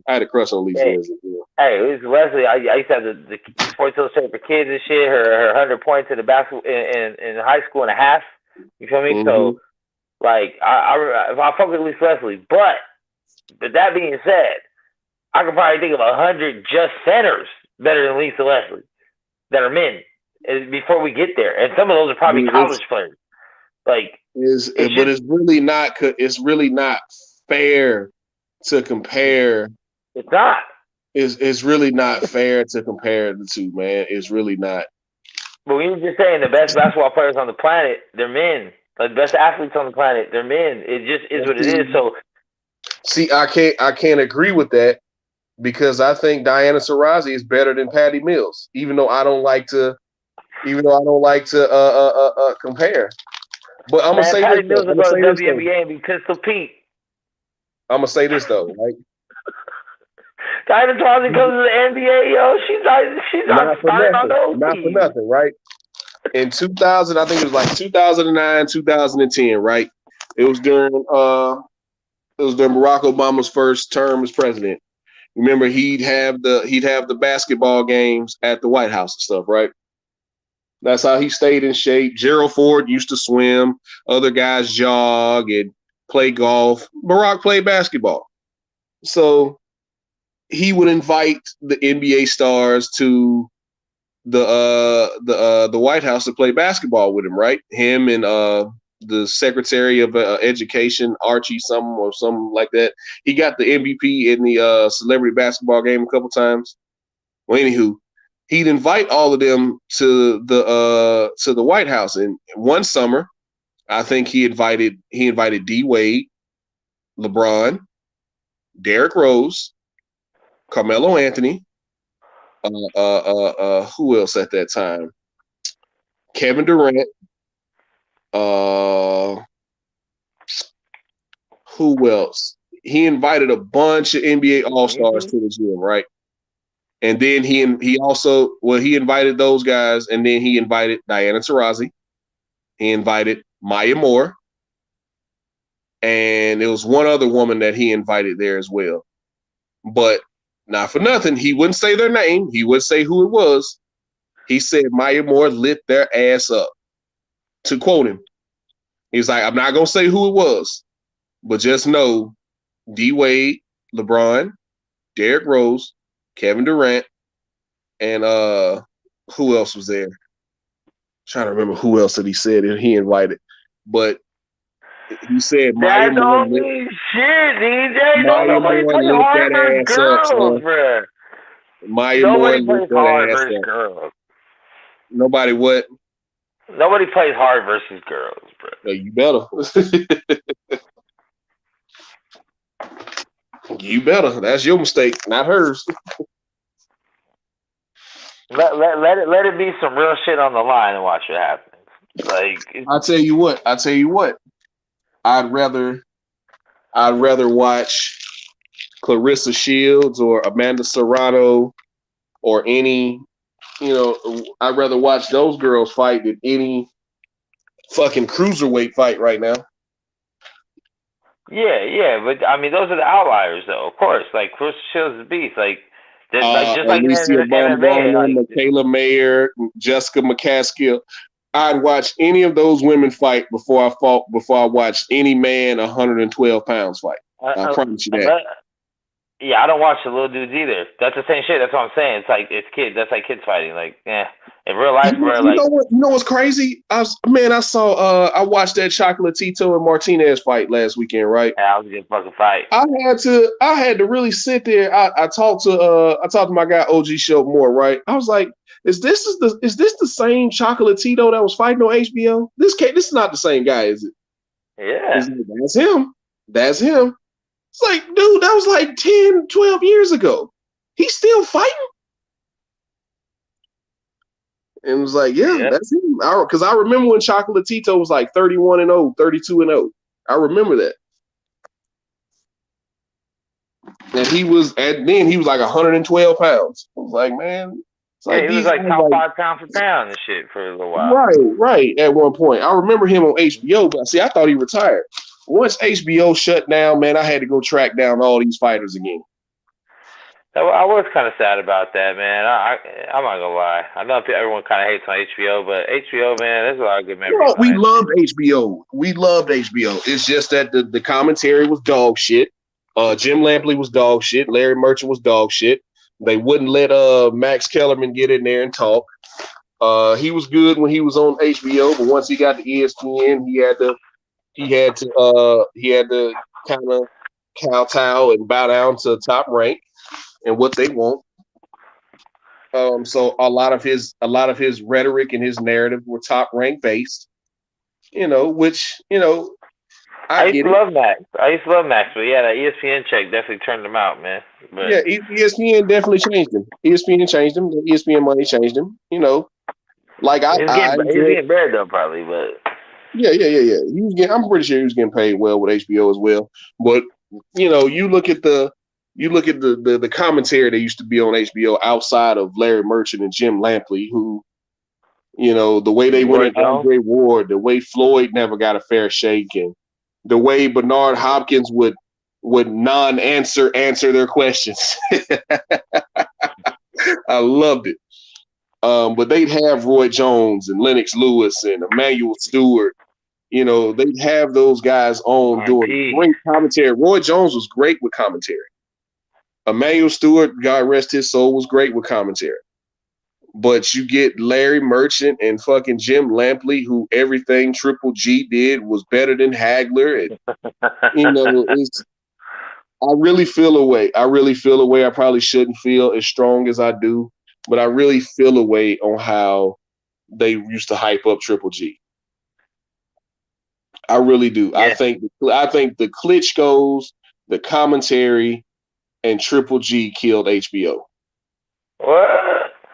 The Klitschko style? Are you saying Vladimir style? The style. The Klitschko's were boring. They were dominant champions. No. Vitaly wasn't boring. Vladimir style. That's why I came back and was like, Vladimir style was boring. Because Vitaly was mean. Vladimir's second style, after he got knocked, when he just started doing the 1-2 grab, 1-2 grab, 1-2 grab. For 12 rounds. 12 rounds. But no one can stop unless he knocked you out. But yeah, I hated watching Vladimir Klitschko fight. He was good. He's good for what he was doing, but I hated watching Vladimir Klitschko fight. He perfected his thing, man. And then the fights were coming on. I'd only catch them on replay after I'd found out who won because they were fighting over in Germany somewhere or somewhere in Switzerland or Sweden or they never fought over here in America again. Once the Klitschko's got the belts, took them back over to Europe, and they never came back. So, and then Steelhammer, the Prince of what was his name? Doctor Death or the Doctor of Destruction or some shit like that. What was Vitaly's name? Oh, Vitaly. I don't know. I think Vladimir's was like Steelhammer or some shit like that. I think that's what it translated to. Vladimir Steelhammer Klitschko or some shit. But anywho, yeah, man, it's yeah, I hated watching them fight. I hated it. It was dog shit. I hated it. And Triple G, if you really, there's like, he's closing in on Marvin Hagler's record. Now, at that time, I was like, no, I don't want him to break Marvin Hagler's record, right? Go back and really look at his title defenses. Like, they're counting, like, interim titles and shit. And it's just, I think Triple G was a complete manifestation of HBO. I really do. I really think he had the machine behind him. And it's not more evident than when they allowed him to sit up there and call out Floyd Mayweather.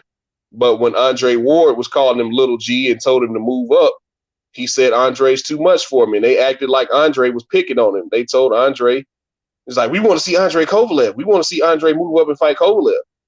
Well, I'm talking to Triple G right now. Y'all said he liked that. He's supposed to be the big star over here. Why can't he move up and fight me? So, like, they call themselves trying to sick Kovalev on Andre Ward. And that's why certain people, that's why Fred feels the way he feels, that Andre Ward should have stepped up and called out HBO about that. It's like, we're about the double standard. How can Triple G call out somebody who's fighting 2 weight classes below him? But I call out Triple G who's fighting, but I got to fight guys who coming down, or I got to go up and fight those guys. So, but anywho, let me pull up Triple G's record. Gennady Golovkin. Outside of Danny Jacobs, it's going to be none of them really come to mind. None of his wins really come to mind. What besides the 2 Canelo fights and Danny Jacobs, what fight really comes to mind when you think of Triple G? Willie Monroe. Willie Monroe? Yeah, but just because of the reaction when he got knocked, that was memorable. Yeah. I got you. I mean, Triple G got good pop and stuff, and he does have like a good pedigree, But yeah, he wasn't no all-time monster killer type dude like they was trying to make him out to be. And honestly, I think Mayweather would have beat him. I mean, if he came down and came down for the weight, obviously he'd have to. But I think Mayweather could have drained him enough to body punch him, get his body punches in and drain him late. But I mean, I think he lost against Derevyanchenko. A lot of people think he lost to Derevyanchenko. I think he lost to Danny Jacobs. I'd have to watch that again. I think Danny Jacobs beat him.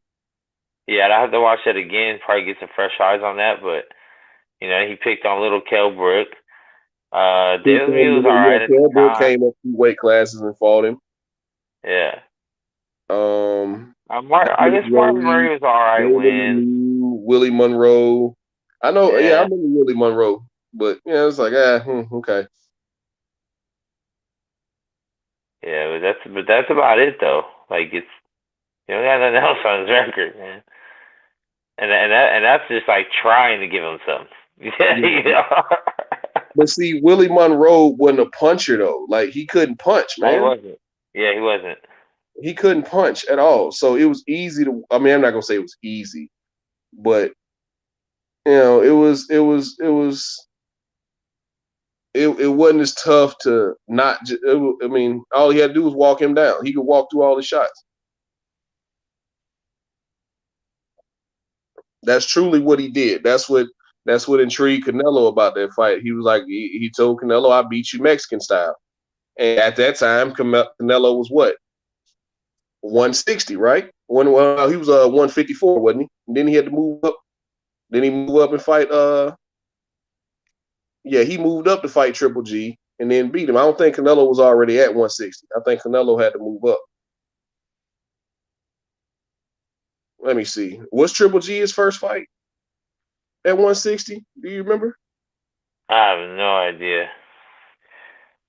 As soon as the motherfucker called out Mayweather, I was anti-Triple G from that point on. Right. And he was like Floyd. And Floyd kind of entertained for him. He's like, Floyd, stay away from Triple G. It's like they trying to set Floyd up, man. They want to see Floyd get knocked out. But Floyd ain't getting knocked out, son.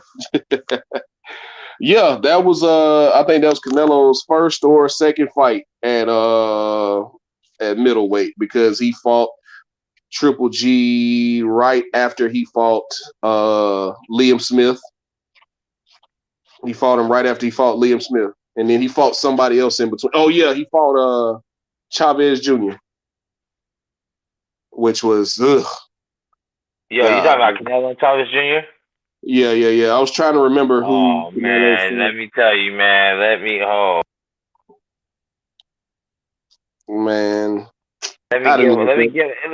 get my ones off on this bitch ass fight, man. So let me tell you about this fucking fight. That fight was fucking fixed, yo. I was gonna put that shit out there, right? Now, if you watch the fight and you watch how the motherfuckers fighting, Chavez Jr. did not try to clock Canelo in the face, like hard in the head at all, and he kept just laying against the ropes. And Canelo wasn't even doing that. He was just like kind of body punching and shit. It was a very unusual fight from the both of them, like that they didn't seem to try to be knocking each other out. Like they were hitting each other hard, but mostly to the body, and they were kind of just tip tapping the face. So I was like, off top, I was already thinking that by itself. I was like, that's so fucking weird. Like Chavez looked like he ain't even trying. Like it was weird. So I'm not saying I expected him to win or nothing, but he just didn't look like I just took that as he had no heart.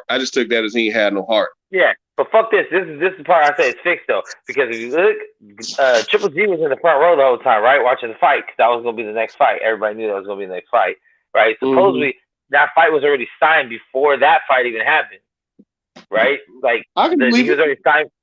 He was already signed for the first Triple G fight at the time of the junior fight. So he pretty much was expected to win and then go into that. And then when the fight was all over, if you remember correctly, if anyone remembers this shit, when that fight was all over, when Canelo won, what happened?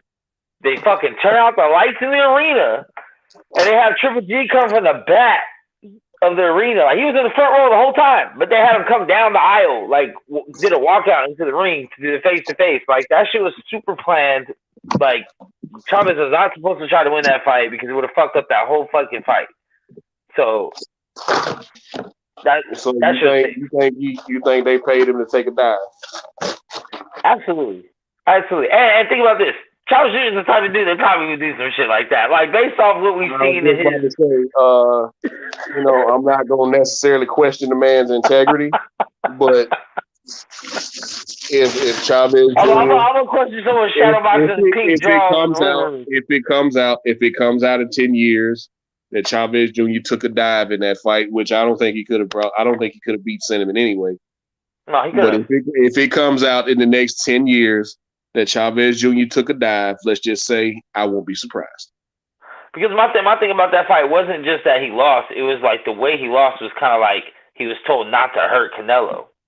Like, not to really hurt him. Like, not to try to leave any lasting injuries or like, because they were throwing hard to the body. They both were.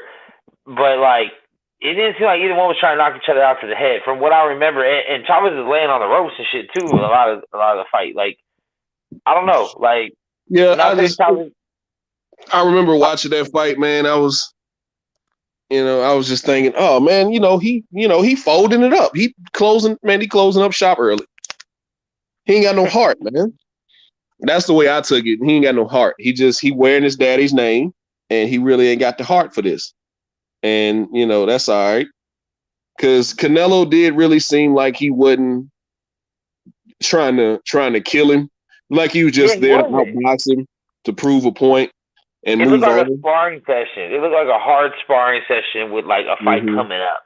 You know what I mean? And that's exactly what the fuck it was, because there was a fight coming up. If Chavez, let's just say Chavez throws the hardest punch he ever threw and just magically knocks Canelo out, that fucks up how much money? How much money did that fuck up? Like, they had a whole presentation. They put the lights out in the whole fucking stadium and brought Triple G from the back like he was doing a ring walk already. And he was in the front row the whole night. He could just walk from the front row and got in the ring and talk. They had a whole fucking projection. And then not only that, they turned out all the lights.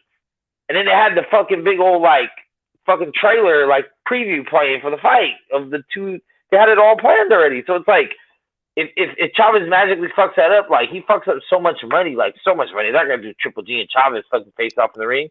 So it's like, and that fight was signed before that fight was even over, even fought. Like, it's crazy. I don't know. It's just too many signs where it's just like,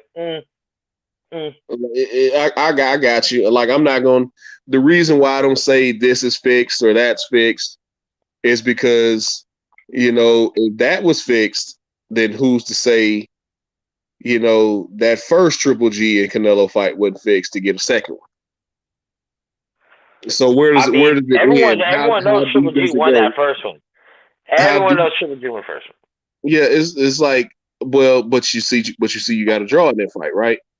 So if we're gonna do that, then it also means, you know, how deep does this rabbit hole go? Well, was the first Fury and Wilder fight fixed, or was did they try to fix the Canelo and Mayweather fight? Was that fight fixed? So I really don't like to say. I don't like those. I don't know if that fight is fixed. I really don't like to say the fix is in, because that means this rabbit hole goes very deep. What else was fixed? You know, what else? What other fights did we see in the past? Well, was Meldrick Taylor and Julio Cesar Chavez Sr. fixed? Like, how deep does it go? Yeah, I mean, I think to me, I think there's like two different styles, right? There's like fixed, like there's a premeditated outcome before the fight, and then there's like collusion as far as maybe one fighter's not doing the best and he's kind of giving a way out, like while the fight is going down, you know, which I think would be something like the Meldrick Taylor or something, or trying to set up another fight up, such as when it comes to the scoring part of it, like that first fight, Triple G should have won that.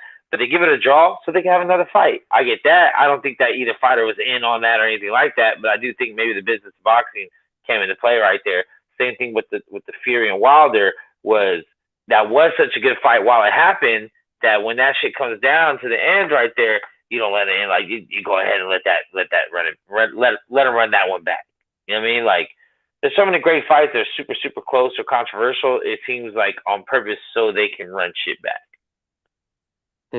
But I wouldn't say it was like a premeditated plan. I think that Canelo Jr. shit was premeditated. Like, look, don't hurt this motherfucker. He got to fight Triple G after this. You know what I'm saying? We're gonna give you this much money and a little bit extra right here in your back pocket, and just do a hard sparring on them. You guys don't hurt each other. Yeah, man. I get you. I hear your logic. I absolutely understand it. And, you know, hindsight being what it is, we see how everything plays out. Well, we saw how everything played out from there. So I get what you're saying, but at the same time, it's just I'm not the one, because people do this in other sports as well. People do this every year when the Super Bowl comes around. Oh, this shit rigged. It's like, well, if it's rigged now, that means it was also rigged when Michael Jordan played. Well, no. That's NBA. But that means it was also rigged when Pat Mahomes played, or when your favorite team won.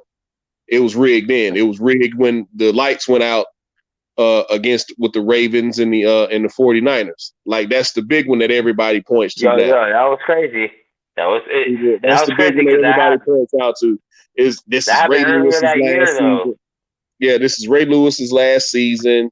We need him to win the Super Bowl, so we're going to turn the lights out at halftime when the Ravens are losing. Yeah, we're going to do that. It's like, but that doesn't make sense, bro. Like, you get what I'm saying? Ravens were up by a lot. They were up by, I think it was 2 touchdowns or so. Yeah, that was Frisco get back in because Frisco had the same shit happen when they played the Steelers the same year, early that year. The power went out, and then it happened again in the Super Bowl when they made it. I don't know. That was kind of funny for me. I just didn't. I could understand maybe something going out, but I don't understand how the biggest game in his the biggest game every year in the United States doesn't have some type of backup generators or backup power source. That was the part that kind of I didn't get, but. I think Canelo's already locked in for the year, man. He's right. All those other dudes need to fight each other, and I think by the beginning of 2023, we'll have a clear person that Canelo should fight. So we'll see how that shit goes, man. I think my guy should.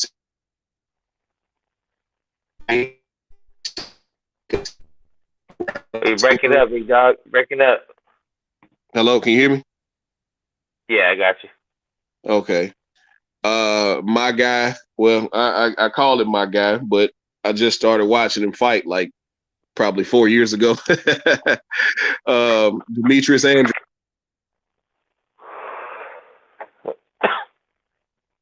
Labu. He has a genuine gripe about not getting these fights. He is a He is a former 2-division champion who has been chomping at the bit trying to get these big fights. Whole reason he signed over there with the Zone was to get the Triple G. Well, Triple G and him and Danny Jacobs weren't going to fight, but was to get the Triple G and Canelo fights. Breathe, Max. Put your arms up. But he tried to secure the Triple G and Canelo fight. That didn't happen. He tried to get the Jamal Charlo fight. And something to digress for a second, something I just found out this week, the whole narrative about him pulling out of the fight was all wrong. He never signed a contract to fight Jamal Charlo. They were negotiating. He asked for more money. I think it was, what was it that Blue Blood was saying yesterday on his show? They only offered him $250,000 to fight Jamal Charlo, not Jamal. They offered him $250,000 to fight Jamal Charlo. He was the champion at the time. And he was like, no, I'm not taking that. He wanted more money. So he backed out of negotiations. They never had a signed contract. This whole time, I thought they had a signed contract and he backed out of the fight.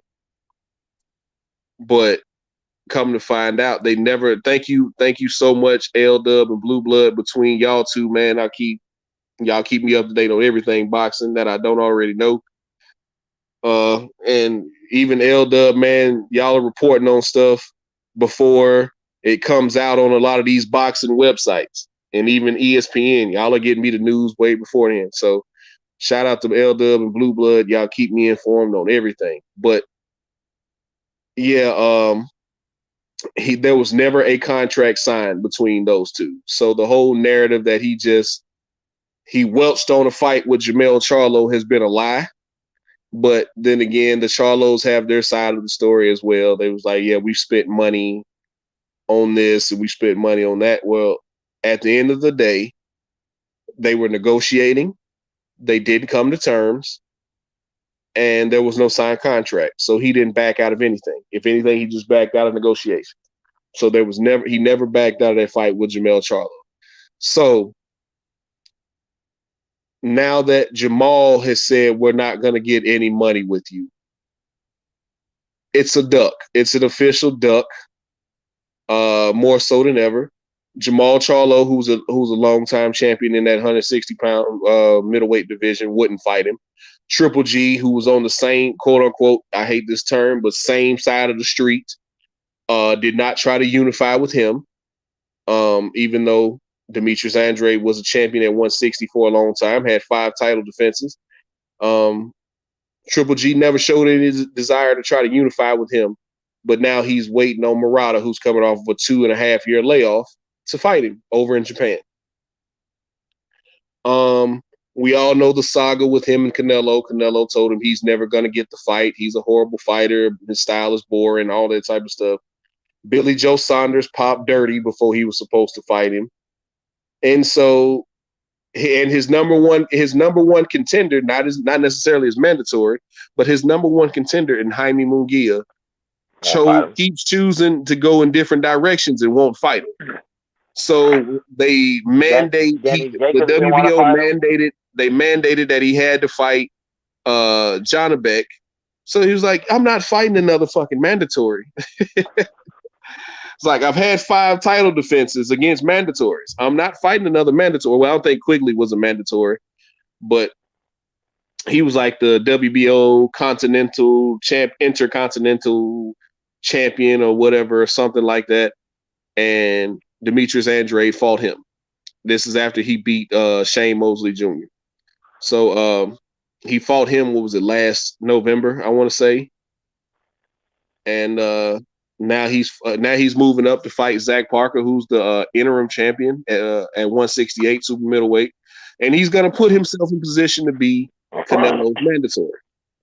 This is what these other guys need to do. This is one thing I actually agreed with Cinnamon on. He's going to give up the fucking belts. He's already getting belts at 175. He's going to give up all the 168 belts. It's not going to matter. Ain't a done deal. It ain't a done deal that he's got the belt at 175. We're going to see. We're going to see. Dimitri Bivol might come there and, put an ass whipping on him. All that activity in these past 5 months, in this past year or whatever, might end up catching up to him. Yeah, but the thing is, Canelo's going to have 4 mandatories. He's going to pick the weakest one. That's it. He's going to have 4 of them. I mean, he's going to pick the weakest one. I mean, you got Benavidez and Boo Boo. You got Benavidez, Boo Boo. I don't know who the IBF would be, but then you also got David Morrell. David Morrell Jr. is the regular champion at 168. So, and I'll have to look up the rankings to see exactly. Oh man, LW just released the video. So the one that we don't know right now, that's the one he's gonna take. He's gonna take the IBF. Well, he just won the IBF, so he don't have to defend that belt. He just won it. So that's the one for Caleb Plant? Huh? That was the Caleb Plant one? Yeah, that was the Caleb Plant one. That's the belt that he won off Caleb Plant. So he just won it, and I think you got 12 months to defend that, unless you're unifying or something. I don't know. I don't exactly know. You gotta block another chat, yo. Huh? You gotta block another chat, yo. Yeah. Where all my wrenches at tonight? Everybody went to sleep. Ain't nobody even on tonight, man. I think it's just me and you right now, bro. Yeah. Oh no, we got 14 people listening. Hit the like button, hit the subscribe button. Yeah, at least throw the lights up on that motherfucker. Yeah, so I mean, I don't know, man. Hey, okay, so how about this? So Canelo's just gonna retire for a year and then give up his belt and then come back and fight whoever's popping. I really believe he's going to.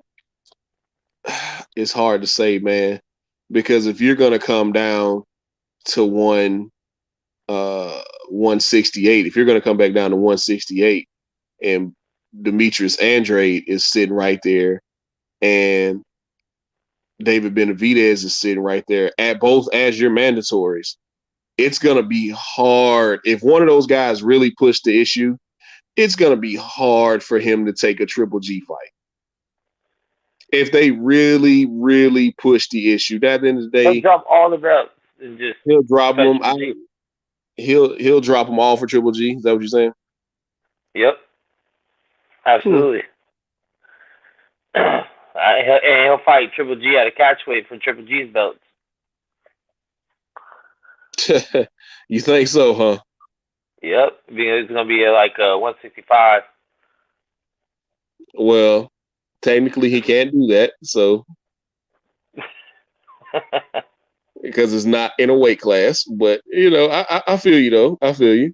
It's Canelo weight, man. Canelo makes his own weight per fight. Canelo weight 165. That Canelo weight. You know what I mean? He gets to choose. Then he'll be another rehydration clause and shit. He always he's always going to have that advantage like that. But I don't know. He just because like I said, one thing that I gotta give Canelo credit for, and I don't hear enough people. Uh-oh.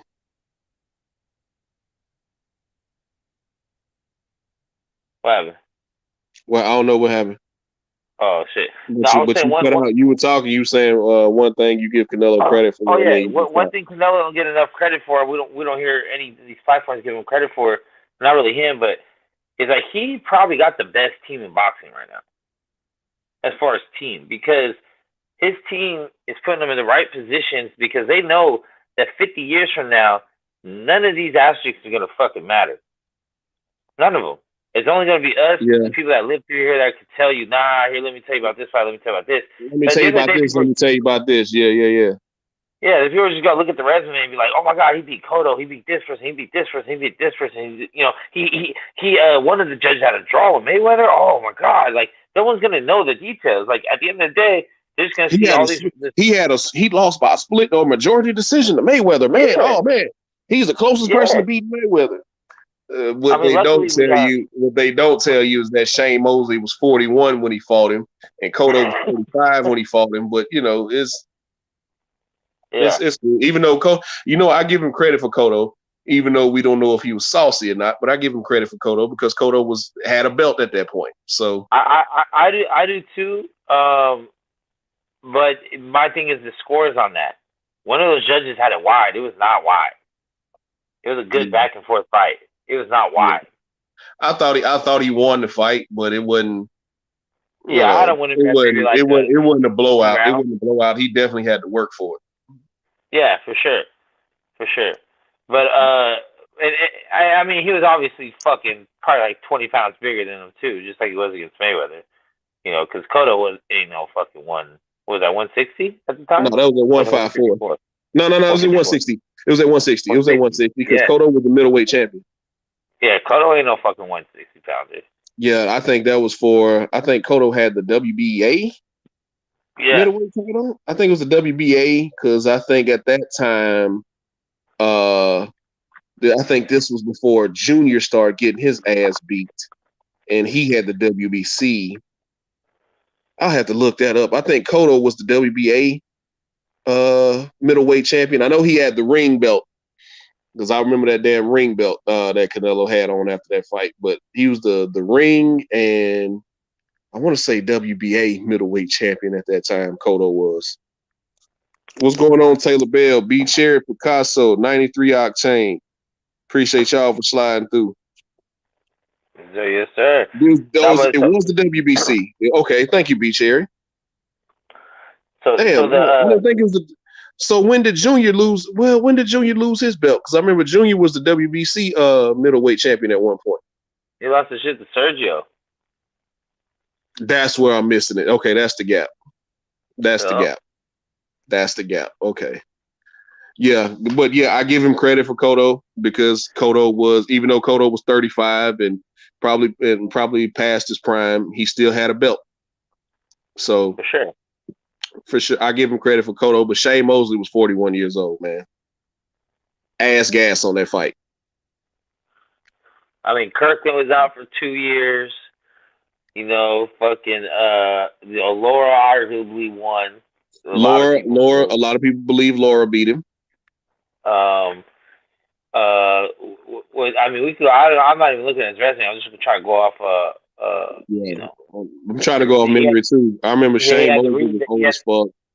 Cotto, even though he was older, had a belt with Danny Jacobs. He had that crazy rehydration clause with Danny Jacobs. But I'll say this right. It was absolutely crazy, but that wasn't Cinnamon. That was the IBF. The IBF has those crazy rehydration clauses where you can't just blow up after you weigh in. On the both of them though? It should be on the both of them. But I thought it was just on Danny Jacobs where he was gonna get he had to, what was that, $1 million per pound? I don't remember what the stipulations were. I didn't think it was after fighting Cotto to avoid. That's what I remember it being, at least. That's how I remember it. I could be wrong on that one. But I thought I remember it being that Danny Jacobs had the rehydration clause, being that Canelo was the A side, and it was like $1 million per pound penalty. And I believe he still was like 2 pounds over, the clause, and paid $2 million just to try to get a little something on him. But no, because you remember this was what 3-4 years ago. So at that time, by that time, Canelo's turning into the money man, so he's able to start calling his shots, right? Yeah. So, okay, Canelo dropped the WBC belt after fighting Cotto to avoid Triple G. Yeah. Just like he dropped his belt to avoid Derevyanchenko. Because, yeah, Derevyanchenko was because Danny Jacobs. Then Danny Jacobs beat Derevyanchenko, and then he fought Canelo. Okay, so he dropped his belt to avoid Derevyanchenko, but man, that don't. See, I be trying to put the timeline together in my head when we start having these discussions. I try to remember the timeline because it's easy to just throw this out there and throw that out there. But I try to put a timeline together in my head of when everything happened. Okay, this happened, and this happened, and then this happened, and this happened. So I remember Danny Jacobs beat Derevyanchenko and won the IBF belt. And then he fought Canelo the very next fight. So by that time, I think Canelo had already fought Triple G. I think he'd already fought him again. He dropped the belt August of 19. He dropped the belt of August of 19. Okay, when did he fight? Danny Jacobs fought Derevyanchenko. What was it? 2018? I want to say. So this was after the Danny Jacobs fight. This was after Canelo and Danny Jacobs. Okay, Danny Jacobs had to won the belt in 2018 then. Yeah. Okay, because they fought in 19. And he fought Triple G the first time in, what was it, 17? I'm saying Canelo got a lot of fucking ducks, and Boo Boo is one of the top 3 most ducks. I think the top 3 most duck fighters, Haney, Boo Boo, Bud. Those are my top 3 most ducks. No, I don't think nobody ducking Bud, but Haney and Boo Boo for sure. He had a whole motherfucking record label and crew ducking that motherfucker. I'm not saying it's the fighters. I'm saying it's the whole organization, PBC as a whole, up until Sean Porter, and that was the sacrifice. So it's like that whole, and no one in PBC was allowed to fight. I wouldn't put it past. Wouldn't even mention his name. I wouldn't put it past Keith Thurman, but it's hard to say. Like I said, I'm not saying it's the fighters. I'm saying the PBC as a whole. But you also got to remember. No, hold on. You also got to remember. Didn't Top Rank sue the PBC for trying to act as a monopoly? Remember they sued. Remember Bob sued Al when Al was getting all them TV dates. Remember that? Yeah, I remember. So I'm sorry. I'm not gonna want to really do business with you right now while you suing me. I think that was a bigger part of it than anything. I don't think those guys, especially now someone got a belt, especially Errol Spence. Take that shit. Like I think it was some welterweights over at PBC that would have gladly fought Terrence Crawford, especially after he came into the division. Not champion. Man, you can't say the whole record label and crew, and then I think Sean Porter. We see Sean Porter. We see Sean Porter finally fought him. I don't know. He didn't have a belt. I don't know if Keith Thurman I don't know. It didn't happen, so I don't know. Don't got a belt no more. I'm just saying back. I'm talking about, like I just said, about timelines. Back when Bud first came into the division after he beat up Jeff Horn, you got to think the champions at that time were Keith Thurman. They were Keith Thurman and Errol, right? What's going on, young Billy? What's going on, my brother? That's my guy right there. Go shout out to young Billy, man. But if you got to think about it, at that time, Bud was the two champions in the division were Errol and Keith Thurman. Then you had Danny Garcia and you had Sean Porter. Those were the top guys. Those were the top welterweights at that time over in PBC. And remember, I just told you that this is when Top Rank had just sued PBC, or it might have been a little before that. So they weren't going to do business together no matter what, no matter how us fans feel about it. You know what I mean? But not long after that, see, that the people forget the whole reason the first Fury Wilder fight happened was because Bob wasn't involved. Okay. Okay, thank you, LB Slugger. See, like I said, I try to put the context and the timeline together when we start talking about these guys ducking and these fights not happening. Chenko wanted more money, that's why Canelo didn't fight him. He wanted more money than Canelo, or he wanted just more money, period. Because I never fault these professional athletes for going. No. That's true. Their negotiations fell through, but the thing is, when negotiations fall through for belts, what are you supposed to do? So let's go to purse bid, and then you get a mandatory split. So that didn't happen. He just gave it the belt. Ah, gotcha. I see what you're saying. But see, what I'm gonna do is I'm gonna put the link in the chat. Anybody who wants to come up can come up, and we can talk about it. But like I said, whenever we start having these discussions, I like to put the full context of the discussion in there, rather than just run with a narrative. Because if I'm wrong, I'll gladly want people to tell me I'm wrong. But back to the most duck fighters, it's definitely Demetrius Andrade. Demetrius Andrade has been, and I think Eddie Hearn did him a disservice too. I think Eddie Hearn has allowed his career to go by the wayside. I said a few months ago, Demetrius Andrade is going to end up in history being another Joe Calzaghe. We all knew Joe Calzaghe was good, but he didn't fight the best guys until he was at the end of his career and they were at the end of their career. He didn't cross the pond to fight Roy Jones and Tarver and all those guys until they were old and at the end of their careers, just like he was at the end of his career. Matter of fact, let me pull his record up. Let me pull his stuff up. Because I remember he fought Roy at the very end of his prime. This is the Roy who had already been knocked out by Tarver. I think Roy had already lost to Glenn Johnson. And that's when Joe Calzaghe fought him. So Boo Boo Andrade is going to end up being Joe Calzaghe, former champion. Everybody knew was good, but he didn't have any big fights other than Left Hand Lacy. Left Hand Lacy. I remember that. That's off top. Okay, I got his box rec pulled up. See, his last two fights, he fought his last two fights were Bernard Hopkins and Roy Jones. And those were his last two fights. I believe Demetrius Andrade is on that same trajectory. His last two fights are going to be his two best fights.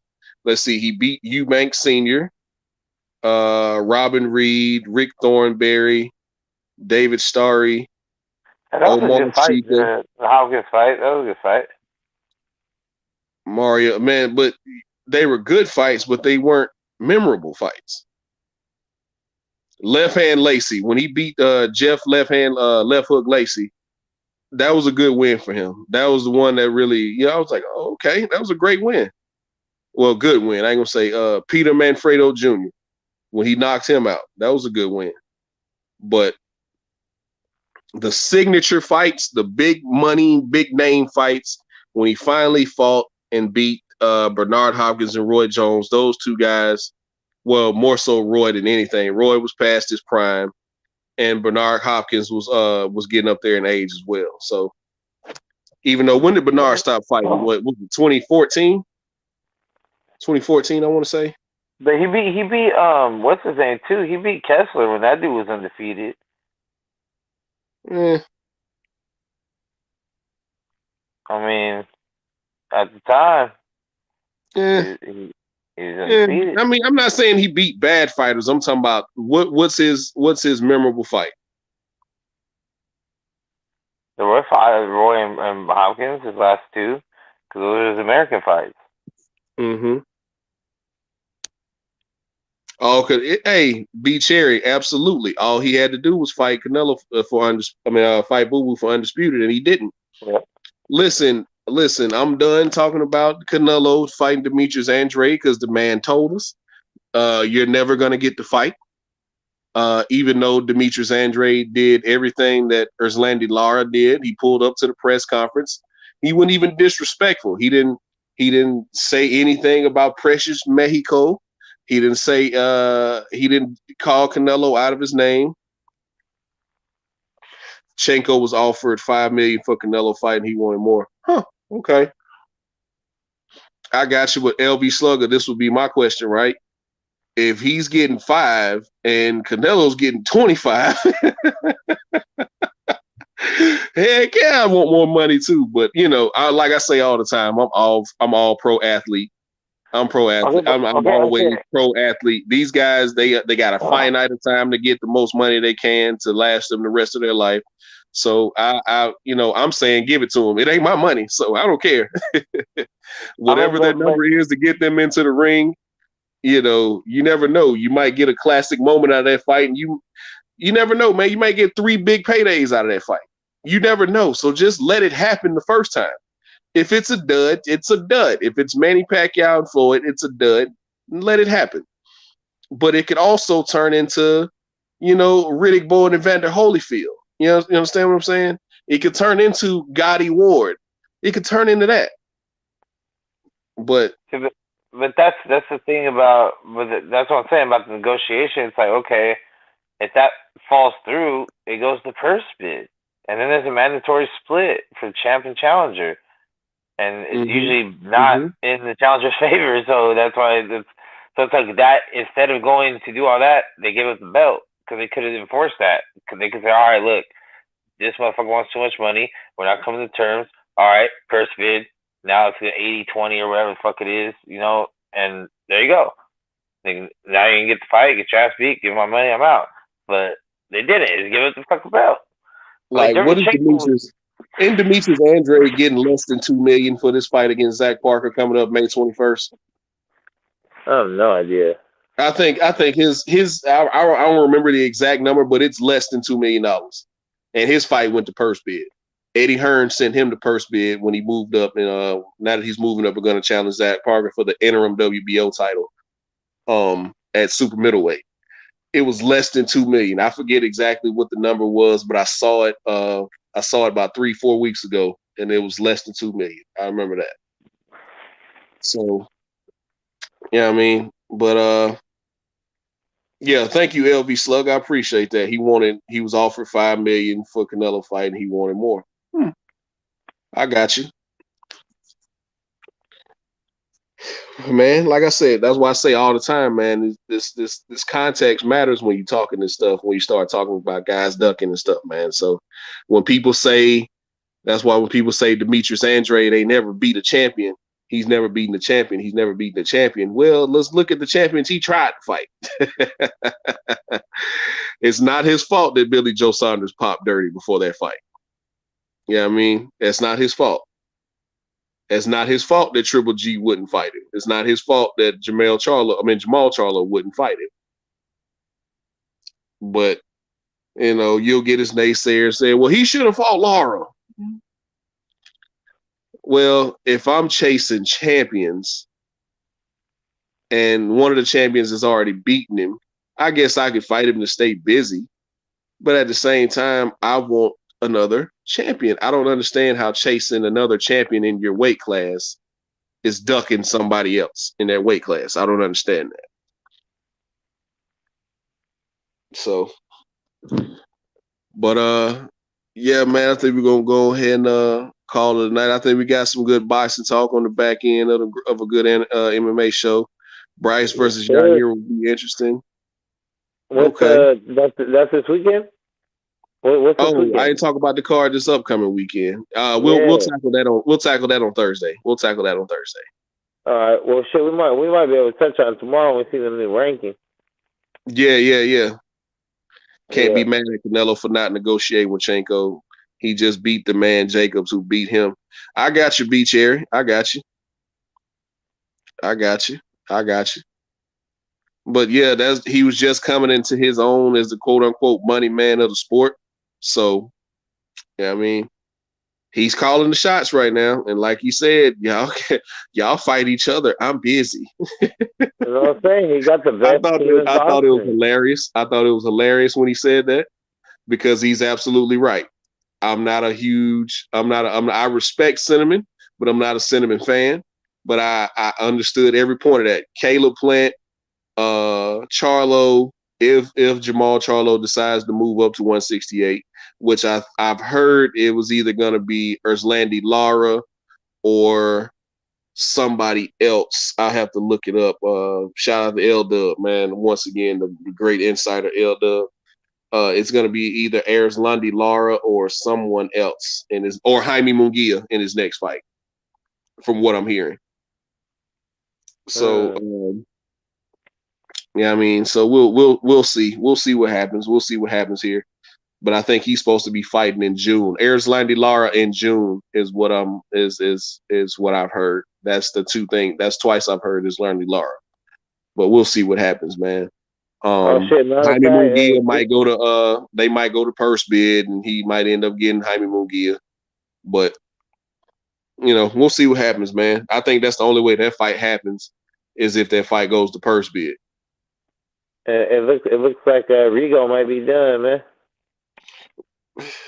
It's unfortunate that he got into that accident. That was an unfortunate freak accident. I don't know all the details, but I heard he was cooking in his kitchen and the pot blew up or something and he lost 80% of his sight. So definitely at his age, I think he fought his last fight. Yeah, that dude was like 56, huh? You ain't right, man. You ain't right. Cuban birth certificate. He's up there. He's no spring chicken, as the old saying says. He's no spring chicken. So, but he's up there. So it comes a time where you just gotta, even if the accident, man, I thought it was time for him to lay down the gloves. But thank you, LB Slugger, for sliding by. B Cherry, my guy Young Billy Boxing. Shout out to my guy Young Billy Boxing, man. Taylor Bell, what's going on? 93 Octane, Picasso. Shout out to everybody who came through, man. Yeah, we this Thursday is also MMA Thursday. We'll talk about the fights coming up this weekend. I think we got a couple cards. I know we got a UFC card coming up that's sneaky good actually. This weekend, but we'll tackle all that on Thursday. But as of today, Mex, I appreciate you for coming through. Tony Manzano, I appreciate you for coming through earlier. Everybody in the chat, everybody listening, I appreciate y'all for coming through and listening to me ramble for the past 2.5 hours about MMA and boxing and just life. And like I said, Mex, I appreciate you coming through as well, man. So always, man. Yeah. Until next time, till tomorrow. I don't know what Kyle has planned for tomorrow's show, but we'll probably talk about some fights coming up. What's the next big boxing match coming up? I think we got the 19th. I think that's Berlanga, Sandra Zayas. Keyshawn Davis is coming up. And then, of course, April is loaded. So yeah, that's what we're all waiting for is April. We're waiting on April. We got Boots, Virgil, Errol, Ugas. Who's Boots gonna fight? Boots is fighting Castillo Clayton. I think the week before Errol's fight on the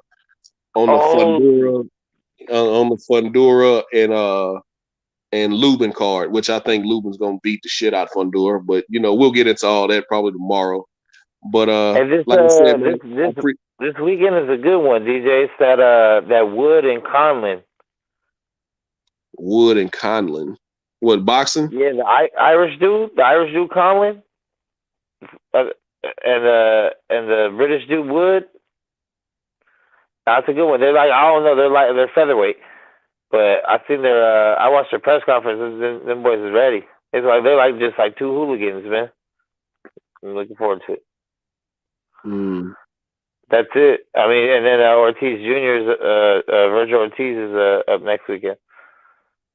Yeah, and then the 19th you got Berlanga. Yeah, that's the next. That was the next card. I remember. You got the Davis brothers. Yeah, see, all that's on the same day because what's his name fights that same day too.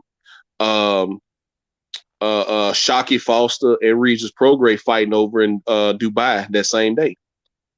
So the 19th is really busy. That's a busy day for boxing. Busy day. Well, yeah, man, I'm going to go and get out of here. We're going to go and end it tonight, Max. Appreciate you for coming through and hanging out with me, man. Yep. I'll let you tomorrow, man. All right, man. Thank y'all once again for coming through. Santos. Yeah, you missed out, man. We're shutting it down, big dog.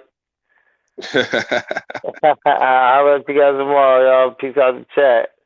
Peace out, everybody. At the roots, he let the beats build, bitch. And we never switch. Even if I'm rich, I'll be broke like I'm Mitch. Niggas talking down, but that's headed in the wrong direction. But I knock that shit out like the boxing section. Cause they can't touch what they can't see. All I gotta do is be the same me. All I gotta do is keep it cheap. Always be the same me. While I'm solid, boy, they can't change me. No.